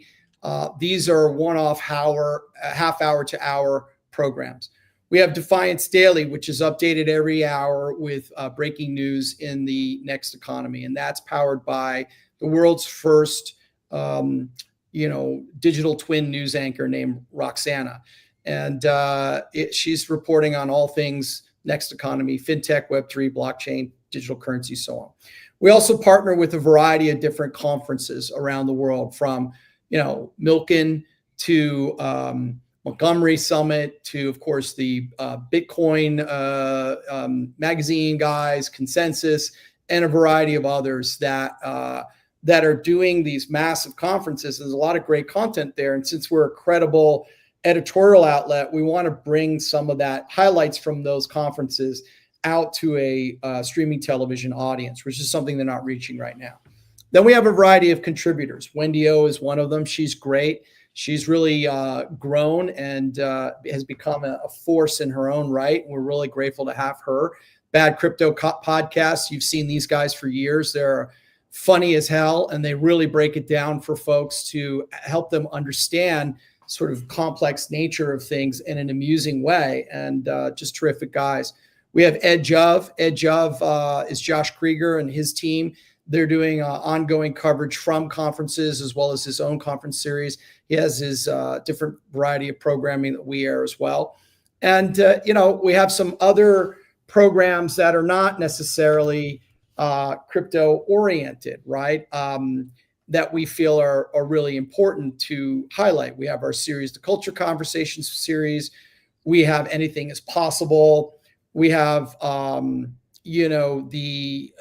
the What Could Be Bad series with Benj Gershman, which is a mental health show where he's interviewing musicians and technologists. There is a burnout here that we have to be aware of. So he's addressing those issues from people that are high, entrepreneurs. We have some other specials, Joby Weeks, Roger Ver, and so on. Tim Draper, we've done a digital twin for Tim Draper called with a show called Draper Decentralized. We did that for about 18 months.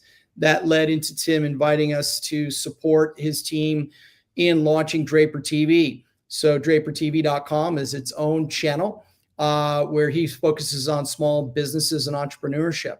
So we're definitely like-minded, but different in terms of the markets that we're approaching. So we're very proud to be invited to be a part of that and support Tim and his team to launch their linear channel as well.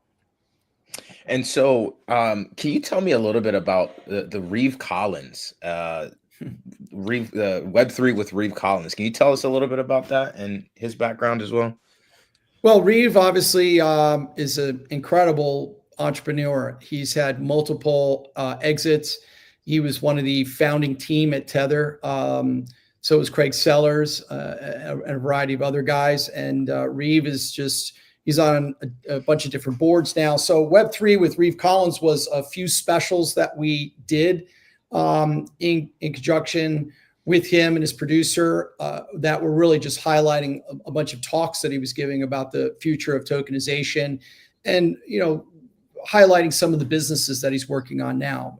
But can't say enough nice things about Reeve. He's been very generous to us. That's awesome. That's awesome. And so the way I'm thinking about this, and let me know if I'm correct, I'm thinking about this as like a news, like a TV network, something similar to like a ABC or a TNT. Like this is it is a 24/7 live stream, yes, but it sounds like what you're having is a bunch of different shows on a channel, and it sounds like a TV network. That's exactly what it is. It's the first AI-powered television news and entertainment channel for the next economy. We look at CNBC and Fox Business as really our competitors, not so much a 24-hour live stream on YouTube by a YouTuber. That's influencer television. We're run by the guidelines of the National Press Club from a journalistic integrity standpoint. We have 5 or 6 different types of AI that are building our packages with an editorial director and a human team that's selecting stories. We're checking provenance on all of our stories that we publish as broadcast video packages. We, of course, aside from the linear channel, we're syndicating all these packages out via social media, TikTok, and of course, X and Instagram and so on. So it's not just a long form show, there's short form content too. So you have to respect the platform that you're distributing to. So yes, we have the linear stream and a variety of other programming. And that's exactly it. We feel that we can be that global voice, that global brand that unifies the trustless generation in a community that they can relate to, and entertainment and news that they can trust and relate to. And when I say trust, I mean that it's been verified on chain and that we've been using tools that ultimately determine the authenticity of the information. I think ultimately trust and truth is subjective to one's own personal belief system. So Josh has a question here real quick, but right before he asked that, I wanted to, there's a comment in the comment section by one of our viewers here, Pepe. Did he mention CNET TV was acquired for 1.8 billion? What was his part in that? So we wanted to get your answer to that real quick. CNET went public in the early 90s, and it first had an IPO, and then it was later acquired, and then acquired again and acquired again.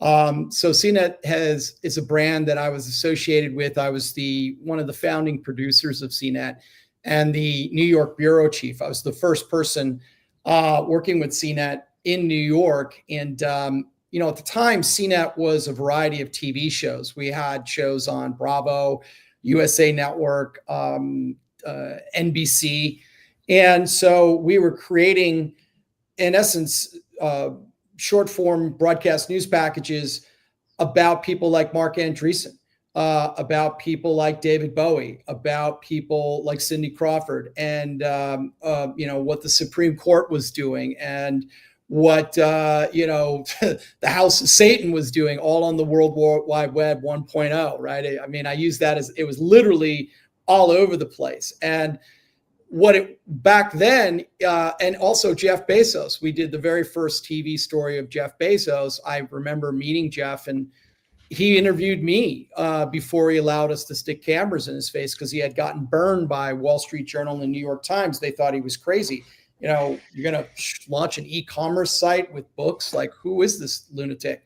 But, so I think what we did at CNET was we took very complex ideas, and doing technology stories is not easy, right? You have to be able to explain it to a mass audience. And we did that at CNET very, very effectively.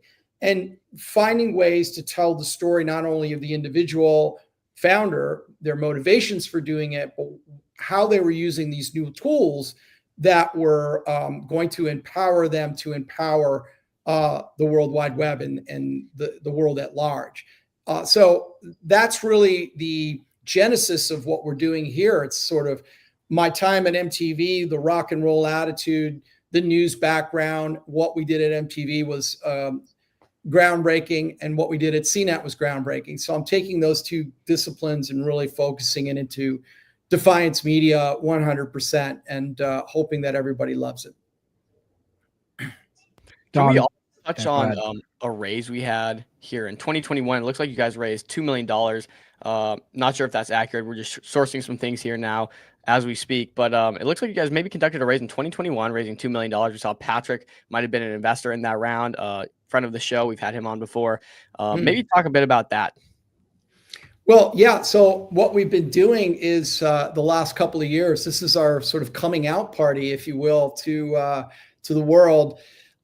We've been building product, and we've been really just building I call it the Tesla Roadster of broadcast news media 1.0. We've spent a lot of time figuring out what workflows and AI we're going to use, what on-chain solutions are we going to use, how are we going to solve provenance in broadcast video, we went hard on free ad-supported streaming television because we saw that as a growth market before anyone else did, and worked very diligently to get the partnerships that we have, because again, you can't just broadcast live on TV, right? It's not possible. So I think we brought in a variety of friends and family. I can share with you a link if people are interested to see who our founding investors are. It's quite a who's who in tech. I'll put it here in the chat room with you guys. I'll pull it up. And there you go. These are the folks that are the friends and family behind Defiance Media. And yes, we raised a little less than $2 million over the last couple of years. We intentionally didn't raise a lot of money. We didn't need to do it. We really wanted, again, to get everything right. The brand, we had an evolution in the brand name, for example. I wouldn't say that we ever pivoted. We just wanted to get it right. And I think we're at a place now where that MVP, if you will, is ready to expand with obviously the audiences and the participants' support. Can we touch on the token a little bit? You guys chose to launch with SOAR. It looks like 6% of equities may be tied to that. What led you to this decision? 5%, excuse me. And maybe you can touch on a bit of the tokenomics there and structure behind that. But what kind of led you to this decision going with SOAR? It's a new primitive, and you have to kind of be bold to take a step out and try anything new. And also there's benefits from moving first. But maybe tell us a bit about why you decided to go with SOAR and your token here. I like the standard that they're promoting. The DRP standard to me makes a lot of sense. And they're obviously a new company. It's a nascent standard, and I think that it's going to be a standard that becomes a real standard at some point very, very soon. There's and the team. You have a lot of really smart people there that are very dedicated to creating curated, experiences for folks that want to be engaged and participating with companies. It's not just a free-for-all, wild, wild west DEX, if you will. And I think that's really critical. We are a curated content platform. So the idea of matching and aligning on a curation level is there. They also are really, really hands-on in terms of helping and getting us set up for even this interview, for example, and meeting you guys. But to answer your question, it really, what resonated with me day one was the DRP, standard, if you will, and going in that direction. The fact that it is participatory in nature is what matters to me. So you've done raises in the past. Clearly, you have a long-standing business career here. How would you say raising with this debt equity structure that the DRP standard provides stacks up or compares to traditional venture and traditional raises with family offices, friends and family, et cetera? Well, look, there's nothing better than friends and family, because those are the folks that formulate the entire vision of the business, and they're all friends. So I've shared with you who our friends and family are, and that is our core group of folks. We don't just rely on them as investors, but they have helped shape the mission of the company. They're not operating the company or involved in day to day, but these are some pretty brilliant people. And, that's a great litmus test in terms of our credibility and who we're getting our information from to help move things forward. So I say that's a terrific milestone. Working with family offices, we have a couple of family offices involved, but mostly family offices don't invest in startups. They're investing in venture funds and hedge funds. So I think the family office route for a startup is really not necessary and an arduous route. Venture capital is venture capital. They have certain metrics that they need to hit. Great venture capital firms that have sub funds, if you will, that are for exactly vehicles like us, a startup, if you will. Those firms like Draper, for example, is very big on this. And of course, you have Boost, which is run by Adam Draper, and he's the front lines for Draper Associates. Adam's making high risk investments with brilliant technologists and startup founders, anywhere from 50 to 250 grand. And then they graduate to, say, a Draper Associates environment where, Tim's got a whole nother team of people that's evaluating the deal on a different criteria. And then it goes on to, the next level, if you will. I think that Andreessen is brilliant at this too. And then you have Y Combinator and all these others. So it really just, they all differentiate. With a token raise, we could have done a token raise many years ago. Clearly, look at our team of investors. We could have done a utility token back in 2021 or 2020, or, any variety of these type of tokens. We like the DRP token. We like what it represents. We like what it embodies. It's aligned with our mission statement of participation. So we feel that this partnership was the right one for us to explore on this journey, and we hope that it's very successful. I love that answer. And also, if you have that number, or if you're able to disclose it, in the 2021 raise, do you know what you guys raised at? Valuation, we're still sub $50 million valuation. So when we go out and actually do our seed and venture capital round, which is what we'll do in the new year, we'll be raising roughly around around that number, based upon probably a $15 million round, which would be an equity round. So that's good for all of our participants that participate with us in the SOAR round, because of how the economics of that are structured. They would then ultimately be able to participate in the core equity of the company down the line, potentially.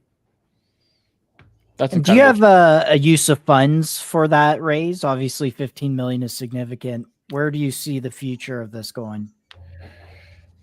Yeah, that's a great question, and it's a very simple answer. It's growth and expansion internationally. We again, on streaming television, we need to partner with a lot of the large media companies globally.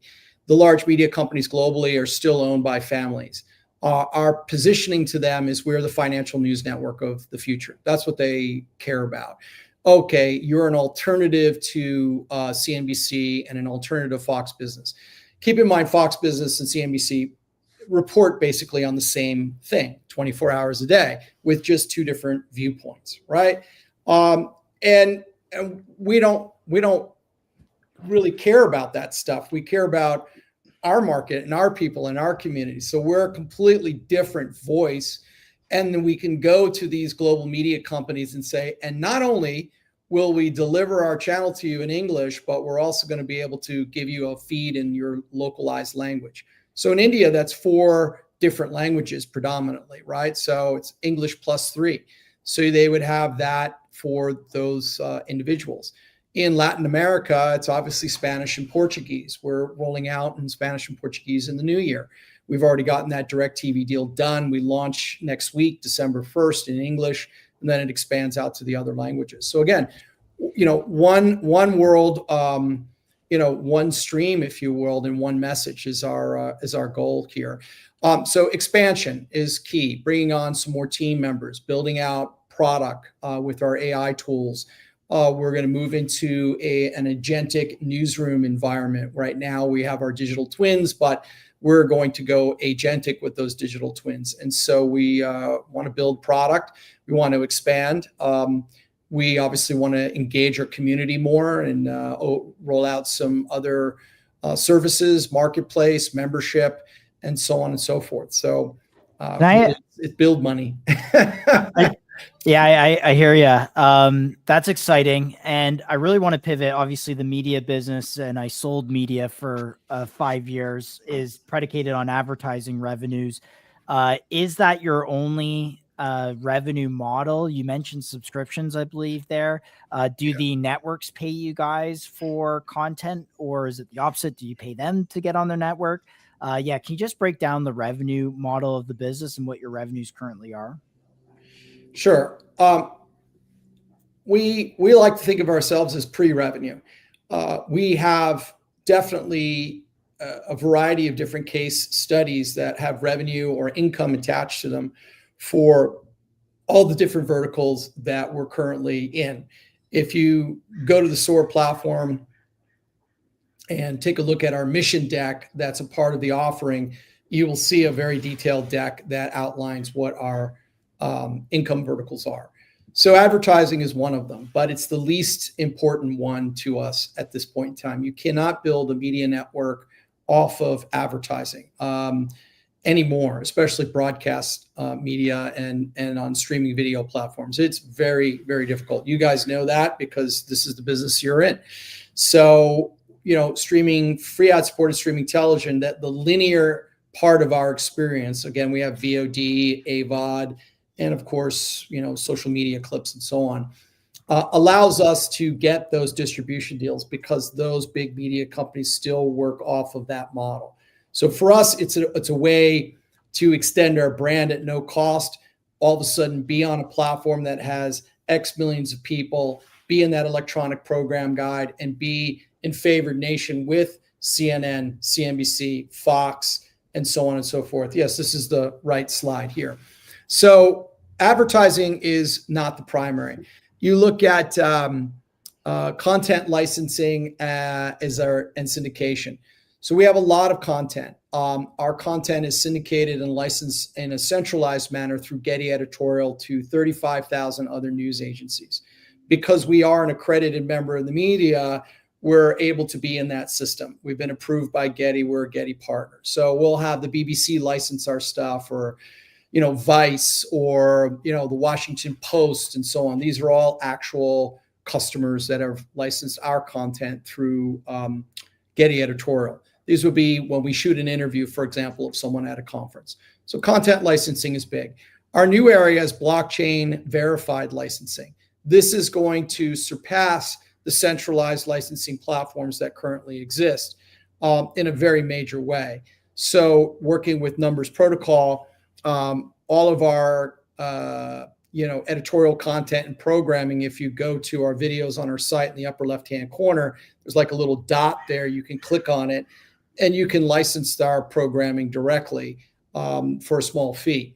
And that is on-chain licensed, and it's all done through tokens and so on and so forth. And of course, all that content is verified. We also have branded content and partnerships. So what this means is we're creating branded entertainment programming or branded editorial. Again, on our site, there's a variety of examples of that. Our project with Necker Vibes is a branded entertainment project. That's a participatory digital music show that will take place on Richard Branson's island in November of next year. We have the Deal Flow show. It's another branded editorial program. It's think of it as or branded entertainment program. Think of it as Shark Tank for impact investors. You can invest using tokens and so on.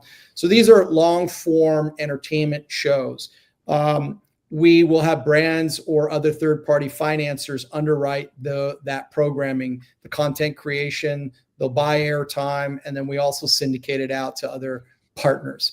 Other areas is our labs group, which is basically our enterprise solutions. This is where we're servicing other third parties, creating digital twins for them, editorial content for them, creating channels for them, and so on. We then have our marketplace, which we're going to be rolling out as mentioned. And of course, that marketplace, you'll be able to get a variety of products and services, from what we call our curated list of vendors. And then, of course, there's our membership model, something else that use proceeds will be used for and we'll move forward with. And our original programming. We have a ton of original programming IP that we can package and sell to other streamers like Apple TV or Netflix or HBO. So we're an AI news and entertainment studio, if you will, with our own distribution and syndication aspects built into what we're doing. But oddly enough, advertising is our smallest revenue line. Wow. That's awesome. It's kept us alive and supported us. So we'll keep with it. Yeah, we need to get an AI platform as a service offering. Yeah, honestly, Yeah. we need some AI as a service. No problem. You guys give me a call. We'll be happy to support you in that endeavor. Yeah. I do have a question about what your reach is. Across all these different channels. Obviously, advertising is predicated a lot on reach. Reach can be in the number of people, but impressions can also be in the total views. Do you have some metrics? Oh, here we go. Boom. Yeah, our reach is about 80 million households. Again, that is on mostly connected TV or streaming television platforms. We really focused there quite a bit because those are the hard deals to get, right? We weren't interested in building our business on, say, Facebook Live or YouTube Live. Cheddar did that. And although they had a very successful exit, ultimately it was in speaking with the founder and CEO, John, about his experience after he left. He said if he could do it all over again, he would do it the way that we were doing it because he didn't have control over his distribution. At the end of the day, YouTube or Facebook could turn him off. We don't have that problem. We are direct to our audience in a couple of different ways through centralized partnerships and also decentralized. All of our content or all of our short form content, Defiance Daily, for example, is also available through decentralized video IPFS protocol. So, if we do something that pisses off Amazon, you'll still be able to watch our content online at the very least. So that's how we're doing, delivery. In terms of reach, we want to work with the community, hence the purpose of the participatory DRP standard to boost our internal social media channels and really grow our community. We feel like we're ready for that now, and that's one of the purposes of collaborating with your audience is to bring them into what we're doing and help them grow our online presence even more than it already is. So with this token, are you going to be pretty active on Twitter yourself, personally talking about what you're doing, updates, etc.? That's exactly the plan. Yeah. when Twitter first came around, I was super active. And then I wasn't, and now I am going to be again. My personal life has been put on hold as it's all of my social interests have been really on Defiance Media. So if you go to Defiance Media TV on X, you'll see that there's multiple posts every day, and it all has good video content to help educate you and inform you on what's going on in the next economy. But yes, my personal X will come into play. Hopefully that will help and not hurt the business. I'm sure it'll help. You know what? I would love to get a stance from the mindset of you, Mark. No one knows this business better than you. No one knows this industry better than you. Obviously, you set out, you have these revenue drivers we talked about. When you think about the TAM and the total addressable market of the future of media and what you're doing, is there a number you could put on that, or just give us that vision you have? Well, I think it's there is a TAM. It just depends on how you look at it. So I'll give you I'll give you sort of the broad version of that, as opposed to the investor pitch version of that answer. And look, Facebook and X and TikTok and all of these UGC oriented platforms have proven that media and the media landscape has forever changed, and they reach billions of people worldwide. On streaming television, which is only one screen that we're targeting, it has surpassed, again, cable, satellite, and traditional network. So streaming television, meaning that you can now get ABC News or Fox News or CNN News via streaming, is replacing cable over the next 10 years. I think you'll just see cable systems completely disappear. You'll see satellite TV as we know it completely disappear. It will evolve into things like Starlink, and Starlink at some point will start to deliver all these linear channels to you. But the total addressable market is well over 1 billion people worldwide that are looking at large screens. I mean, very specific example of that is, TCL. They have 250 million smart televisions in the market today. There's billions of television sets. So that market is getting bigger and bigger. You look at YouTube TV and YouTube Live. A lot of their consumption actually comes from those two curated experience that happens on a smart TV set. Smart TVs in the future, and a very, which is indicated by a couple of companies out right now that are actually just giving you the TV, right? So here's the display device, now consume the content, and the OEMs are taking a percentage of that advertising. I think you're going to see that in every device. You'll see that on iPads. You'll see that on phones. You'll be getting your content served to you. You'll get the hardware device for free or next to nothing, and the OEMs will now be taking a piece of the media buy. That's definitely happening. So your total addressable market is billions. But the question specifically broken up into what is the FAST market, the free ad supported streaming television market. Let's just say it's a $64 billion advertising market, which is predicted to hit in the next 2 years. It's already somewhere around $25 billion in advertising on the devices that are streaming television devices worldwide.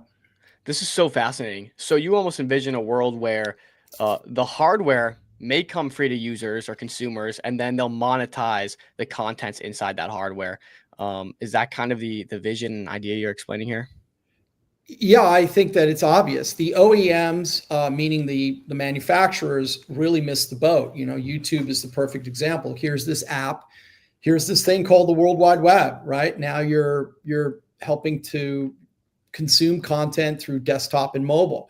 Well, this idea of web TV was around in the 90s and it failed miserably. But now we're in a point where TVs are smart. You connect your TV to Wi-Fi, right? So when you do that, now you have this large screen. That's all it is. You can connect your computer to it. You can do whatever you want.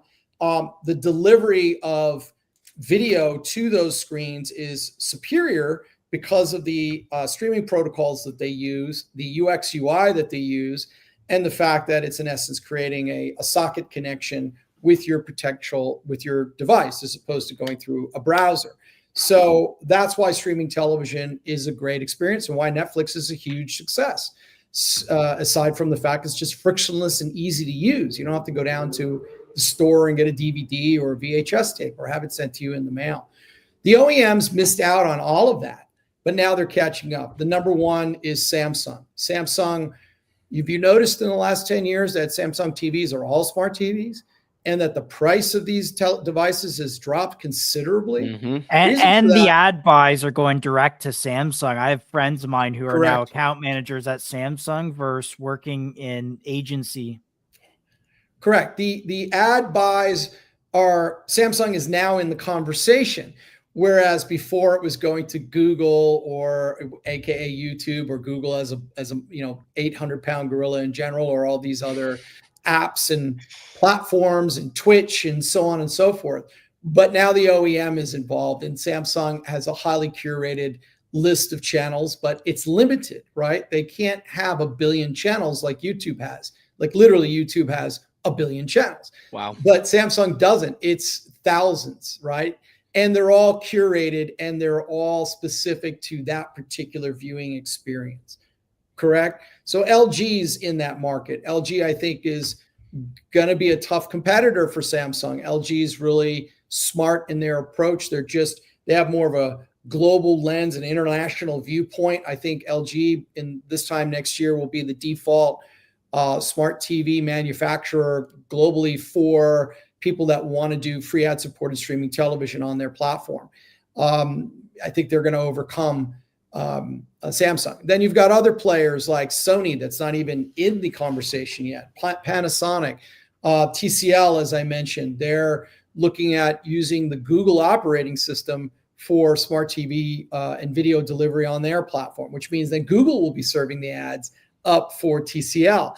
And so, yes, that's definitely going to happen, but I guarantee you it's going to transcend over into, into tablets probably first, and then eventually into phones. So I should be able to get a phone for nothing. And, the OEM should get a piece of the advertising and be serving it up in some way, shape, or form in its own, environment on that device.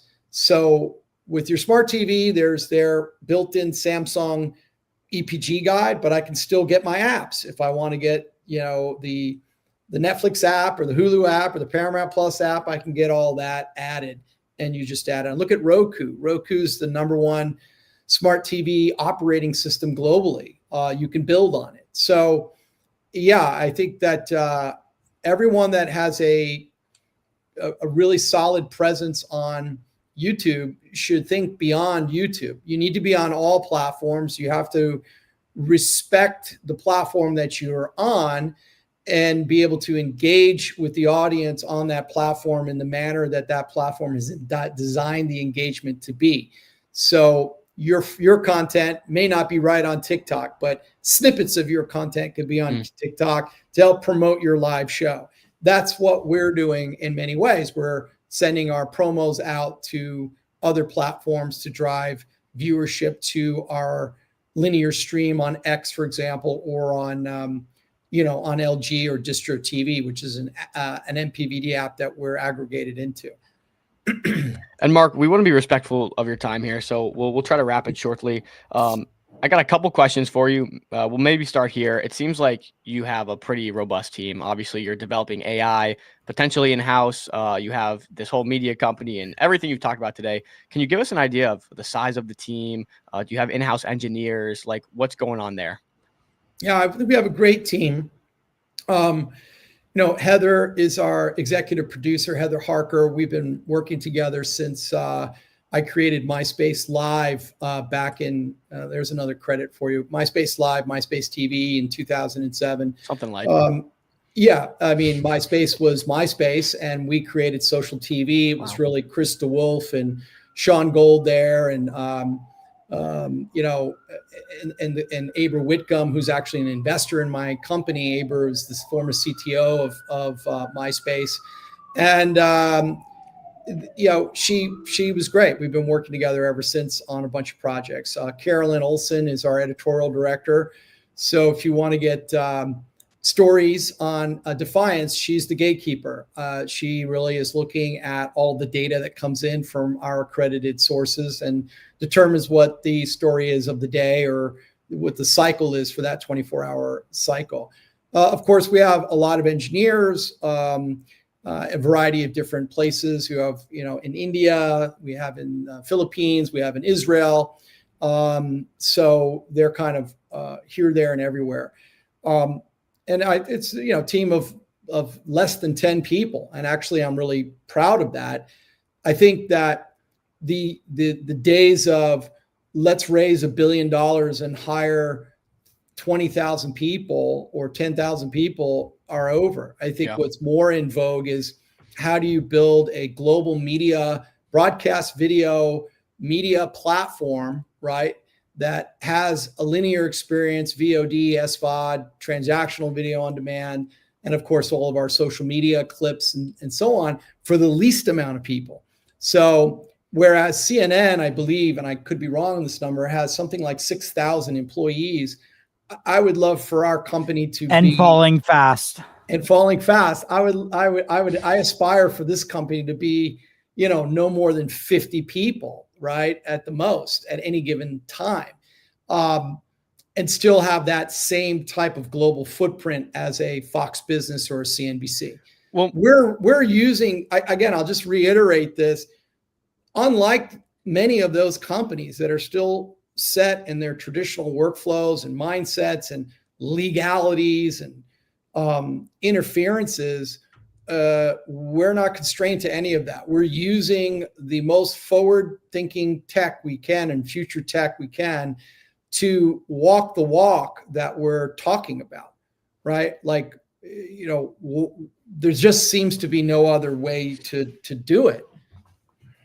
You know, it seems like with the emergence of AI, we see a lot of these startups nowadays just have extremely lean and extremely aligned teams that work towards a common goal, and they can just do it with a much smaller team than what was possible in the past. And so I agree with this mantra vision that you have of keeping the team under 50 and just completely aligned. I love it.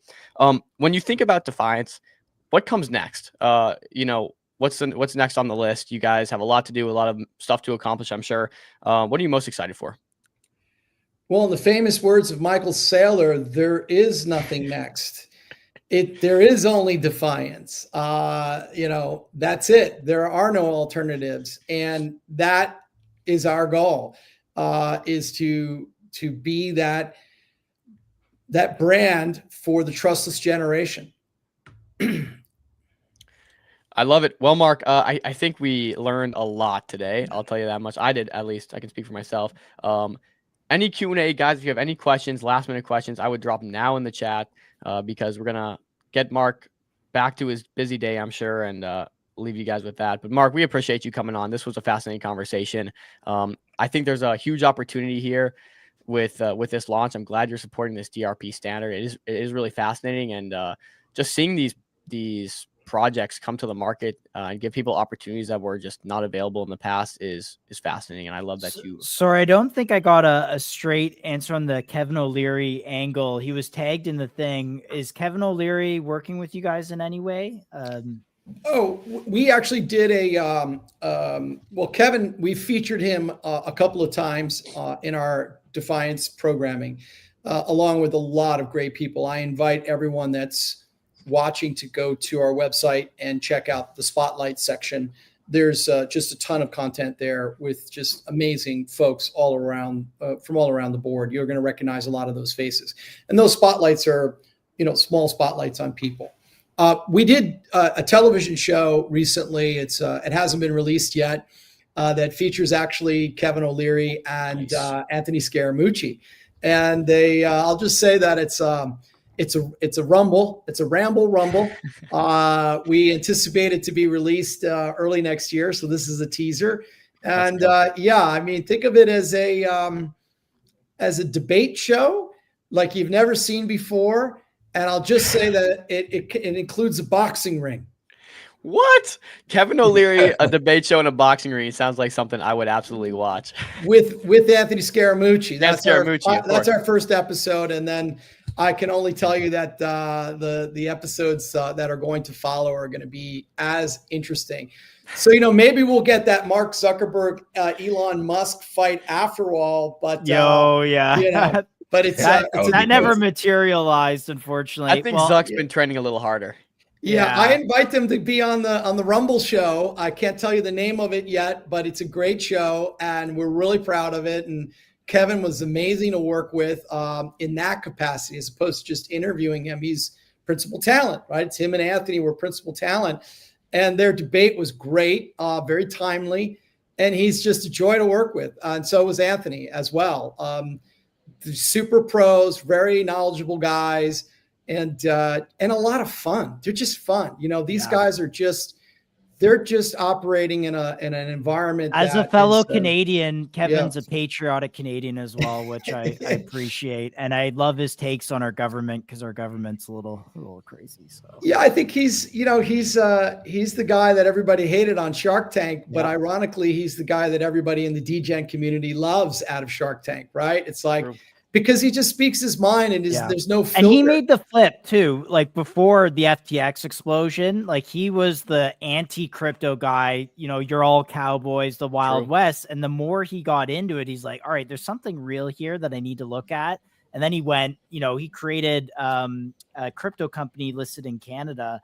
I forget the name of it off the top of my head, but he went and built a whole exchange. So it went from this is insane stuff to WonderFi. WonderFi is an investing platform here in Canada. So anyways, love O'Leary. He gets it. I think his pivot was, I didn't ask him this personally, but it would be a great question to ask him. My speculation is that his pivot really wasn't anything more than he had enough close friends in his circle have him relook at this. And one great example of that is how he tells the story about his son who works at Tesla. He really didn't like Tesla. He thought electric cars were the dumbest thing he ever heard of. And his son, a very smart engineer, now works at Tesla.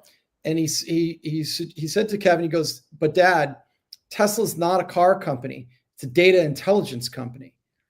And that's when the red light went off for O'Leary with Tesla. And then he became bullish on that. I think it was the same thing when he realized the true power of blockchain, the true power of wallets, the true power of digital assets and digital currency, of fractionalized assets, all these things that these really, really smart people that we get to interview and showcase are talking about and doing. That's what gets me out of bed every morning, is just learning from all of the great innovators that are out there, really redefining our world and doing it in a way that is not altruistic, it's realistic. And that shape is coming together. So, I look at the Vitaliks, you look at the Roger Veres of the world, you look at, of course, the Kevin O'Learys, and you look at, the Tim Drapers even of the world, even though he's not he's an entrepreneur in his own right, but he's an investor too, right? He's primarily known as an investor, but Tim's an entrepreneur. It's just being in media, I guess, is like venture capital. We get to see everything, and it gets us really excited because we get to then promote that out, or all the good stuff out there, and tell that story and help that narrative grow in a way that's impactful, in a responsible manner for the individuals that are participating in that narrative with us. Mark, I love it. You're leaned into this conversation. There was a question that just popped up. 300 holders. Tom has a lot of work to do for promotion. I think he's mentioning Tom as in Tom from SOAR.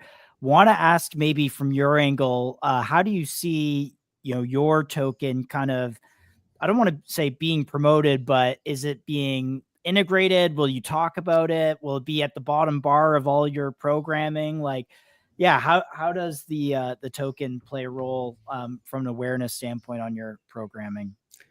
Well, we feel where we'd like to see the roadmap of the token go in terms of participation is for the token holders, all of them, to become members of the Defiance narrative, and everything from being in a private Telegram room, for example, for token holders only, being able to shape our story ideas is another area for them to be potentially even submitting content to us that can be used in our stories. We get our stories from accredited sources only, so we're not really looking to go full-blown journalist or here, for example. But you'd be surprised. Everybody that is a trusted source is what all journalists and media people look for. You can't find that on X anymore, right? The blue check mark has no meaning. It's you just paid for a blue check mark. Mm-hmm. So that type of verification system is not available any longer. So these would be insiders. We would be looking at that trusted group of participants as our heartbeat to what's going on the street, if you will. And so there's a lot of other things that we've been talking to the SOAR team about in terms of integrating the token holders as more participants in what Defiance is doing as a whole. But it starts with this, token holder only membership program. And that's where we're going to start. And we want to roll that out and build it and make it just be an incredible experience for everybody out there. Love it, Mark. I'm not sure where you are, but it looks like you're sitting in an art gallery here to talk to us. Beautiful background, but we appreciate you coming on today. Appreciate it. It's our studio here in Venice Beach, California. Lovely. All right. All right. Thanks, Mark. We appreciate your time. Thanks for coming on. Thank you. Appreciate you guys. Bye-bye. See you. Whoa. Very cool. So let me sum this up. Let me sum this up for anybody that's just joining us that missed the interview. So you basically have Mark, who is building a TV network, a global TV network that is accessible via things like Sling TV, Roku, streaming services, Twitch, X, all these things. You have it built by a guy that was involved in, CNET getting acquired. You had a guy that has worked with $1.8 billion. At $1.8 billion, you have a guy that's been involved in many over 1,000 TV shows and programmings. Worked with Grammy nominated composers, and he has an extensive background. Patrick Sang, a friend of the show, invested in this. They raised $2 million in 2021 at a sub 50 mil valuation. When you look at the TAM of a network like this, I actually asked ChatGPT about this. TAM is in the hundreds of billions easily for a TV network, and this will include they're licensed. He talked about how that they get their information from accredited sources. All the stuff that they cover and content's all licensed and things that can be used by other news networks as well. So, and then last thing, you have original investors in 2021 were co-founder and CTO of freaking Tether. They invested in this back in 2021. Tons of people involved, like Kevin O'Leary, Anthony Scaramucci is going to be on their show. I mean, dude, how are you guys feeling about this one? I think this is a huge project. I think it's a pretty simple situation here. You see market conditions are bad, and you get projects that get oversold and people sell out of fear and lack of understanding. And when you're in a risk-off market, you typically get good opportunities. This is trading at a projected future valuation, or FDV, of 4.5 million right now. It's very clear. We ask him, you raised $2 million back in 2021. So we know the value is at least $2 million, right? Or at least assumed valuations at least $2 million. Back in 2021, they raised that much. Obviously, they didn't He sell the said entire he business, so. raised 2 million at a sub 50 mil val. So, and that's what I was going to touch on. Actually, he said, yeah, 25, and then he rescinded that and said sub 50 million valuation. So again, the fact that you get an opportunity to maybe invest at a lower price than some of these angels and friends and family here at 4.5 million is kind of telling.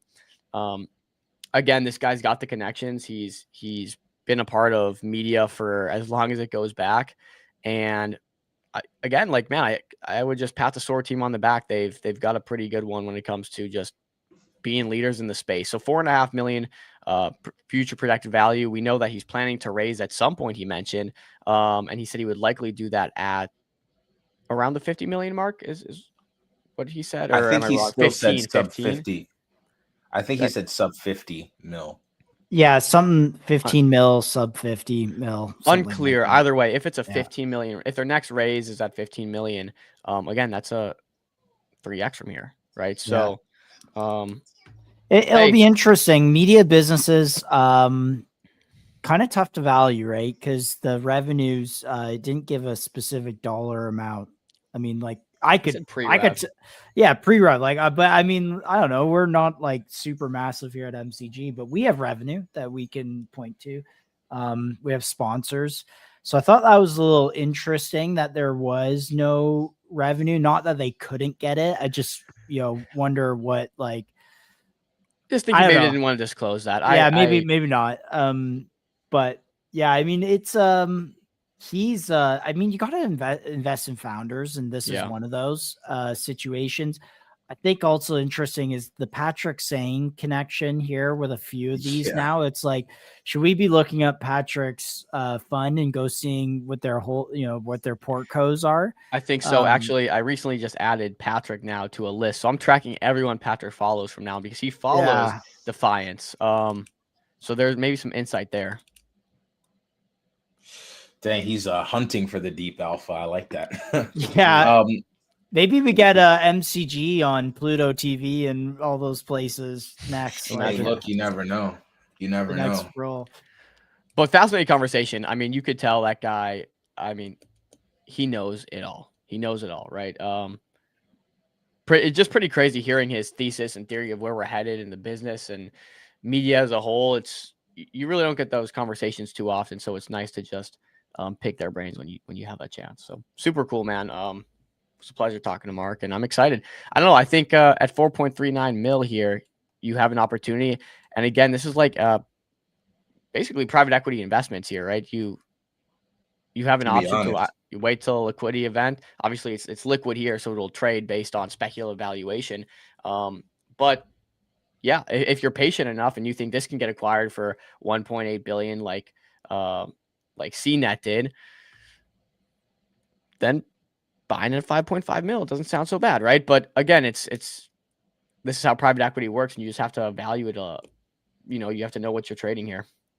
Super cool though. Yeah, 100%. I really like this. Obviously, the merger acquisition potential is obviously there at some point in the future, and I think as they come out with, like he said, he's coming out with episodes with Kevin O'Leary, Anthony Scaramucci, and I'm sure there's a ton that they have in the pipeline. So I wouldn't be surprised to, for there to be like a lot of like significant updates along the way as we wait for the eventual liquidity event.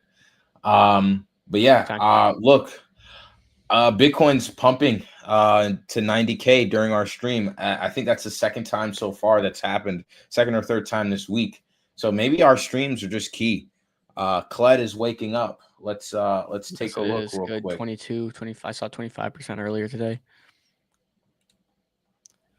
I love this model of investing. I really do.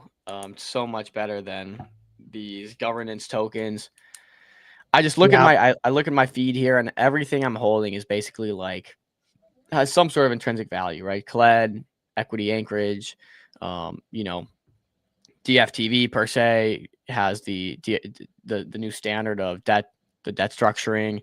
I look at CPT, same thing, right? Obviously, ICM is going to start hopefully gunning for $1 million a month back to holders. Like Viva is going to be a big token in sort of ecosystem manners. Like everything I look at just makes me a lot more happy than in the past when there was no value to it. Well, there some of them that's like maybe there's no reason to sell. It's like, oh, I have some equity. It's like, why do I need to sell my CLED? Don't even need to look at it. Actually That's have what I'm saying. long-term value. Yeah. Chill, I got your screen up. I think what you're showing is what is that? Is that a red box? He just put it up. He just put it up before we got on. No, that was up last stream. That was up last stream, guys. I'm telling you, man. I just draw red boxes. I'm just a guy likes drawing red boxes. I told you guys 0.786 looking good on the pullback, and here we are up 25% on the day. So solid area there to accumulate. I don't know if to say your boy don't miss, but it's seeming that these red boxes are hitting. Yeah, but CLED was up, Bitcoin is up. Looks like we're having a couple other things pumping, but other than the SOAR launch, not really much happening. ZDLT off a nice little pump here. I'm not sure if you've been following that at all. I haven't followed I have it on the watch list. Ooh, we covered the solo pump earlier. I saw that one. Yeah. Let me look at ZDLT real quick, because I remember that we talked about this being kind of like beta to solo a little bit because of what they were doing. Actually, let me look at this. Yeah, didn't draw a red box on this one, but nice little pump today. Nice little pump. Some slight 50%. Looking good. But yeah, not much action happening. Can we look at Star? Do we want to talk about Star? I love this pivot, by the way. Oh yeah. Star. And yeah, the project that we had on today that's launching on Star, doing the raise December 5th, is more interesting than anything else we've seen from Star, in my opinion. So, monitoring the situation. Not saying I'm a buyer, I have to do more research, but monitoring the situation. Star implementing a Futarchy or decision markets system to it, I think is bullish. The people clearly want that. The only thing right now that I'm hesitant about is MetaDAO is the first mover, right? ZC is not the first mover, and Star is not the first mover in Futarchy or decision markets. Also, when it comes to neobanking, Avicii is the first mover, which is on MetaDAO. So Star will basically be a beta potentially, right? Star, and then I forget the name. Something Surf Cash seems to be a bit of a beta to Avicii at the moment. Although maybe they get some numbers out and people are impressed. What do you think? So I want to keep a record of this. Yeah, look, you guys know how I stand with Avicii. We talked about it earlier on stream. It's the market's choice, right? CT's darling. When scammers, when straight up scammers, and trust me, I know them. I see a lot of them. When straight up scammers are promoting a token, because literally it's cool to promote it. Like it gets engagement. It's something that's like basically like a free call, right? Like when scammers start to come out and call it, that's how I know this thing has motion. And we'll see if at some point we'll see if it cools off. But either way, like I love Avicii, man, and I don't know if it's going to be hard to dethrone them. If anything, when you launch other neo banks, it just kind of gives the number one in that category more fuel, more rocket fuel, right? So in my opinion, not saying that no other neo banking protocol can't do well, but just saying that you're up against the number one right now. So just keep that piece in mind. But yeah, Star, I want to keep a record of this. We're at 4.8 mil. We got the news live on stream. But the CT hasn't gotten the news just yet. And so really this is like a front ran opportunity right here under 5 mil. Because I wonder what the reaction from CT will be. you know, staking to get a piece of some of these projects tokens. So utility there for Star, they're the decision markets. So I want to know what's different from between them and MetaDAO. I think I would like that. I think I would like to take a to ask that next time, but yeah, this could, you know, potentially continue, but yeah, I'm not a buyer here. Full transparency, I definitely need to do a little bit more research on this one. Another chart Bullish that's move though, yes. Oh yes, 100%. Honestly, let me even go further. You know, I don't think I've said this publicly, but I think my main criticism for Star before was the projects, right? We watched the interview with Mert and everything, and I was like, I don't really know how I like. You wouldn't have bid those projects. Yeah, Yeah, no. Like if you have people on your panel who are not willing to bid, like how do you ask other people to bid? Yeah, so I was like, okay. But now he comes out with this project. It's backed by Circle. It's in Meta. It's the team looks like, you know, they're really ready to do something really good. They obviously know that market. So, you know, there's some potential there, right? So I like what he's done so far. I like the moves. And you know, just kind of waiting to see what else they do with it. There's a Karma update. Karma's off a nice little pop here. It's up 51% in the last 24 hours. We covered this chart at the bottom and said, you know, I actually did put it in my Telegram at Pico Bottom, talking about this is probably a good bid zone. But yeah, let's look into Karma again. Another neobank meta, so we know this is kind of hot. It's in the right place. Let's see. What's the update? And Pepe, if you want to give TLDR on that too, I'm looking it up as we speak though. All right, cool. Yeah, dang, look at this pumping off the bottom. Looking pretty good. Looking pretty good. Let me look at this on the daily real quick. Okay, here we go. What's the update? So from what I've seen, okay, here we go. Zero fee, 100% Karma. Introducing zero fee, a new standard for off-ramp in crypto. The crypto industry has spent years promising financial freedom, yet most of us still face the same frustrating problem every time we try to withdraw stables. Hidden fees, inflated FX spreads, and conversion charges quietly eat into profits long before the money ever reaches your bank account. It was a system built on convenience for the platforms rather than fairness for the end user. That's true. With our latest upgrade to Karma Ramp, we are changing the dynamic entirely with the new zero fee experience that gives users complete control over their cashing out journey. Little image here, wallet to IBAN. You're paying more hidden fees than you think. Okay.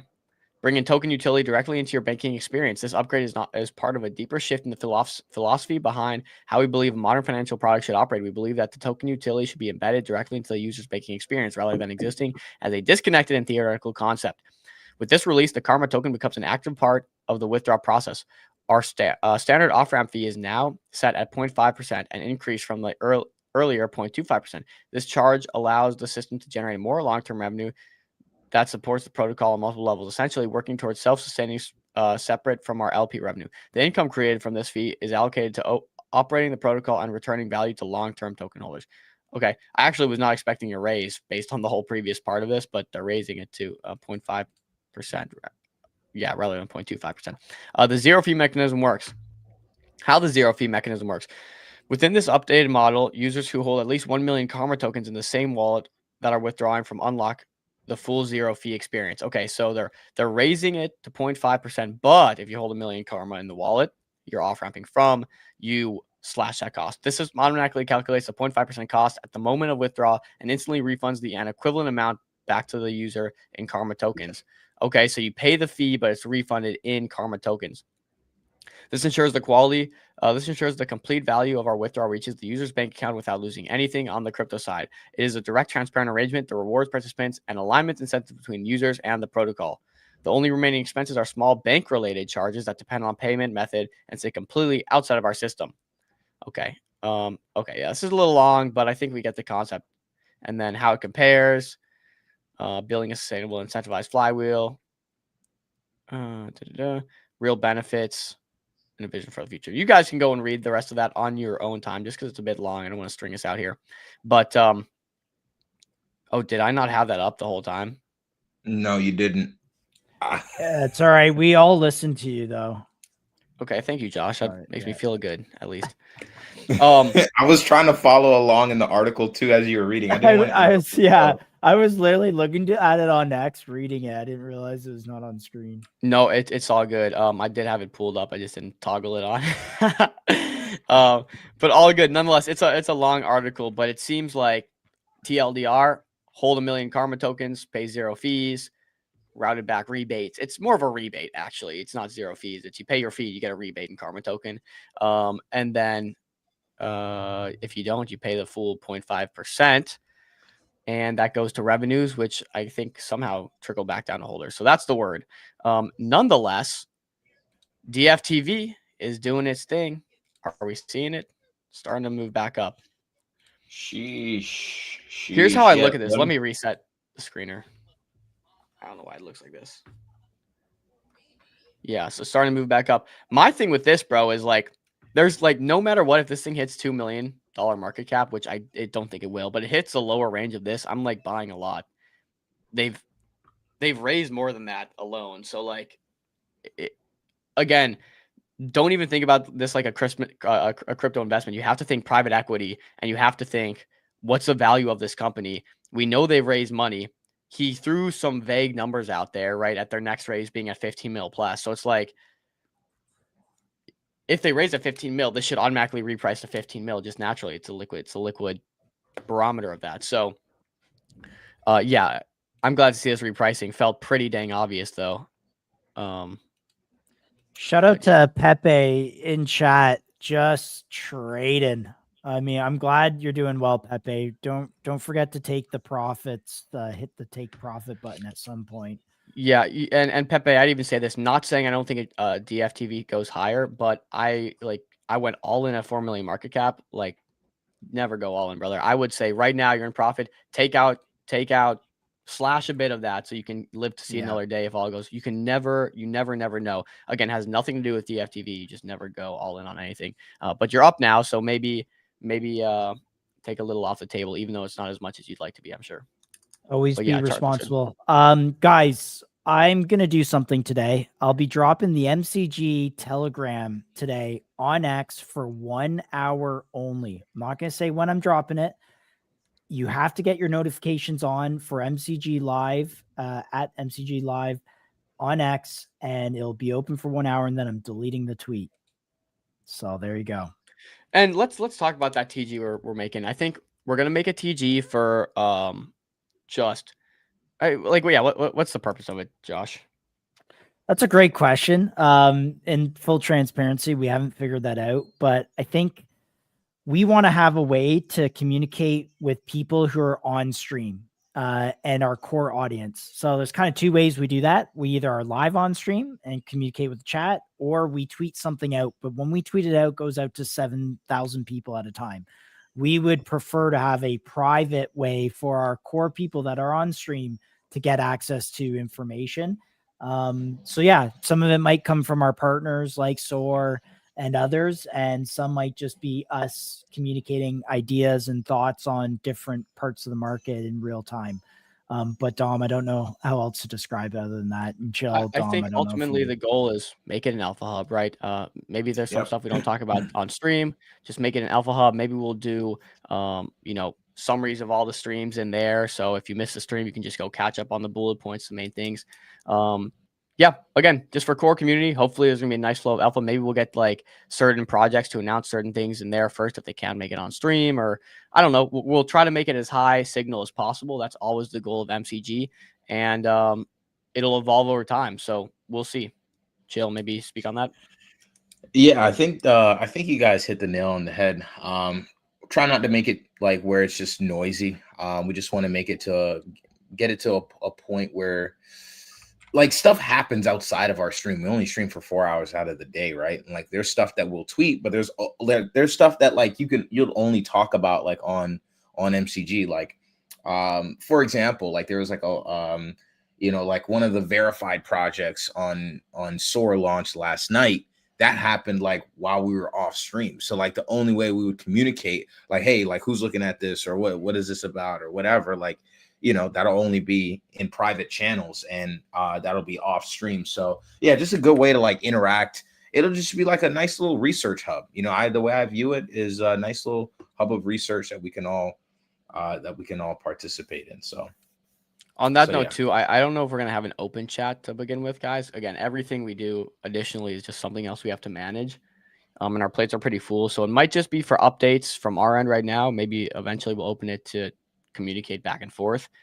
But I think for now we're trying to aim to be simply one-sided communication. Yeah. I think we were thinking about like doing like a comment section or something like that on the post. So like, if, let's say I'm like, we put something out, I can like, go in the comment section briefly and we can talk. But again, just overall, just another like channel of communication that we can open up with you guys, and just ultimately another way to find to deliver value. So whatever way that looks like, that minimize, a time sink on our end, but maximizes value for you guys, that's what we'll prioritize. With that, I think we are good to cut it. I mean, you got Radar on here. This is continuing to cook. Totally Shell, Umbra continuing to cook. We covered it this morning. It's actually the title of the stream, in case you guys were wondering. In case you can't read. Have them on watch list, in case you can't read. Yeah. Have them on watch list. All the show notes are in the replies. Go look at it. Put those tickers all in a watch list. And yeah. Dude, Umbra's looking real good. Look at that, Josh. It's looking good. Yeah. All right, man. On that note, great stream today. All right, boys. Great stream. Information. Love you guys. Love you guys. Appreciate you guys. See you next stream. Deuces.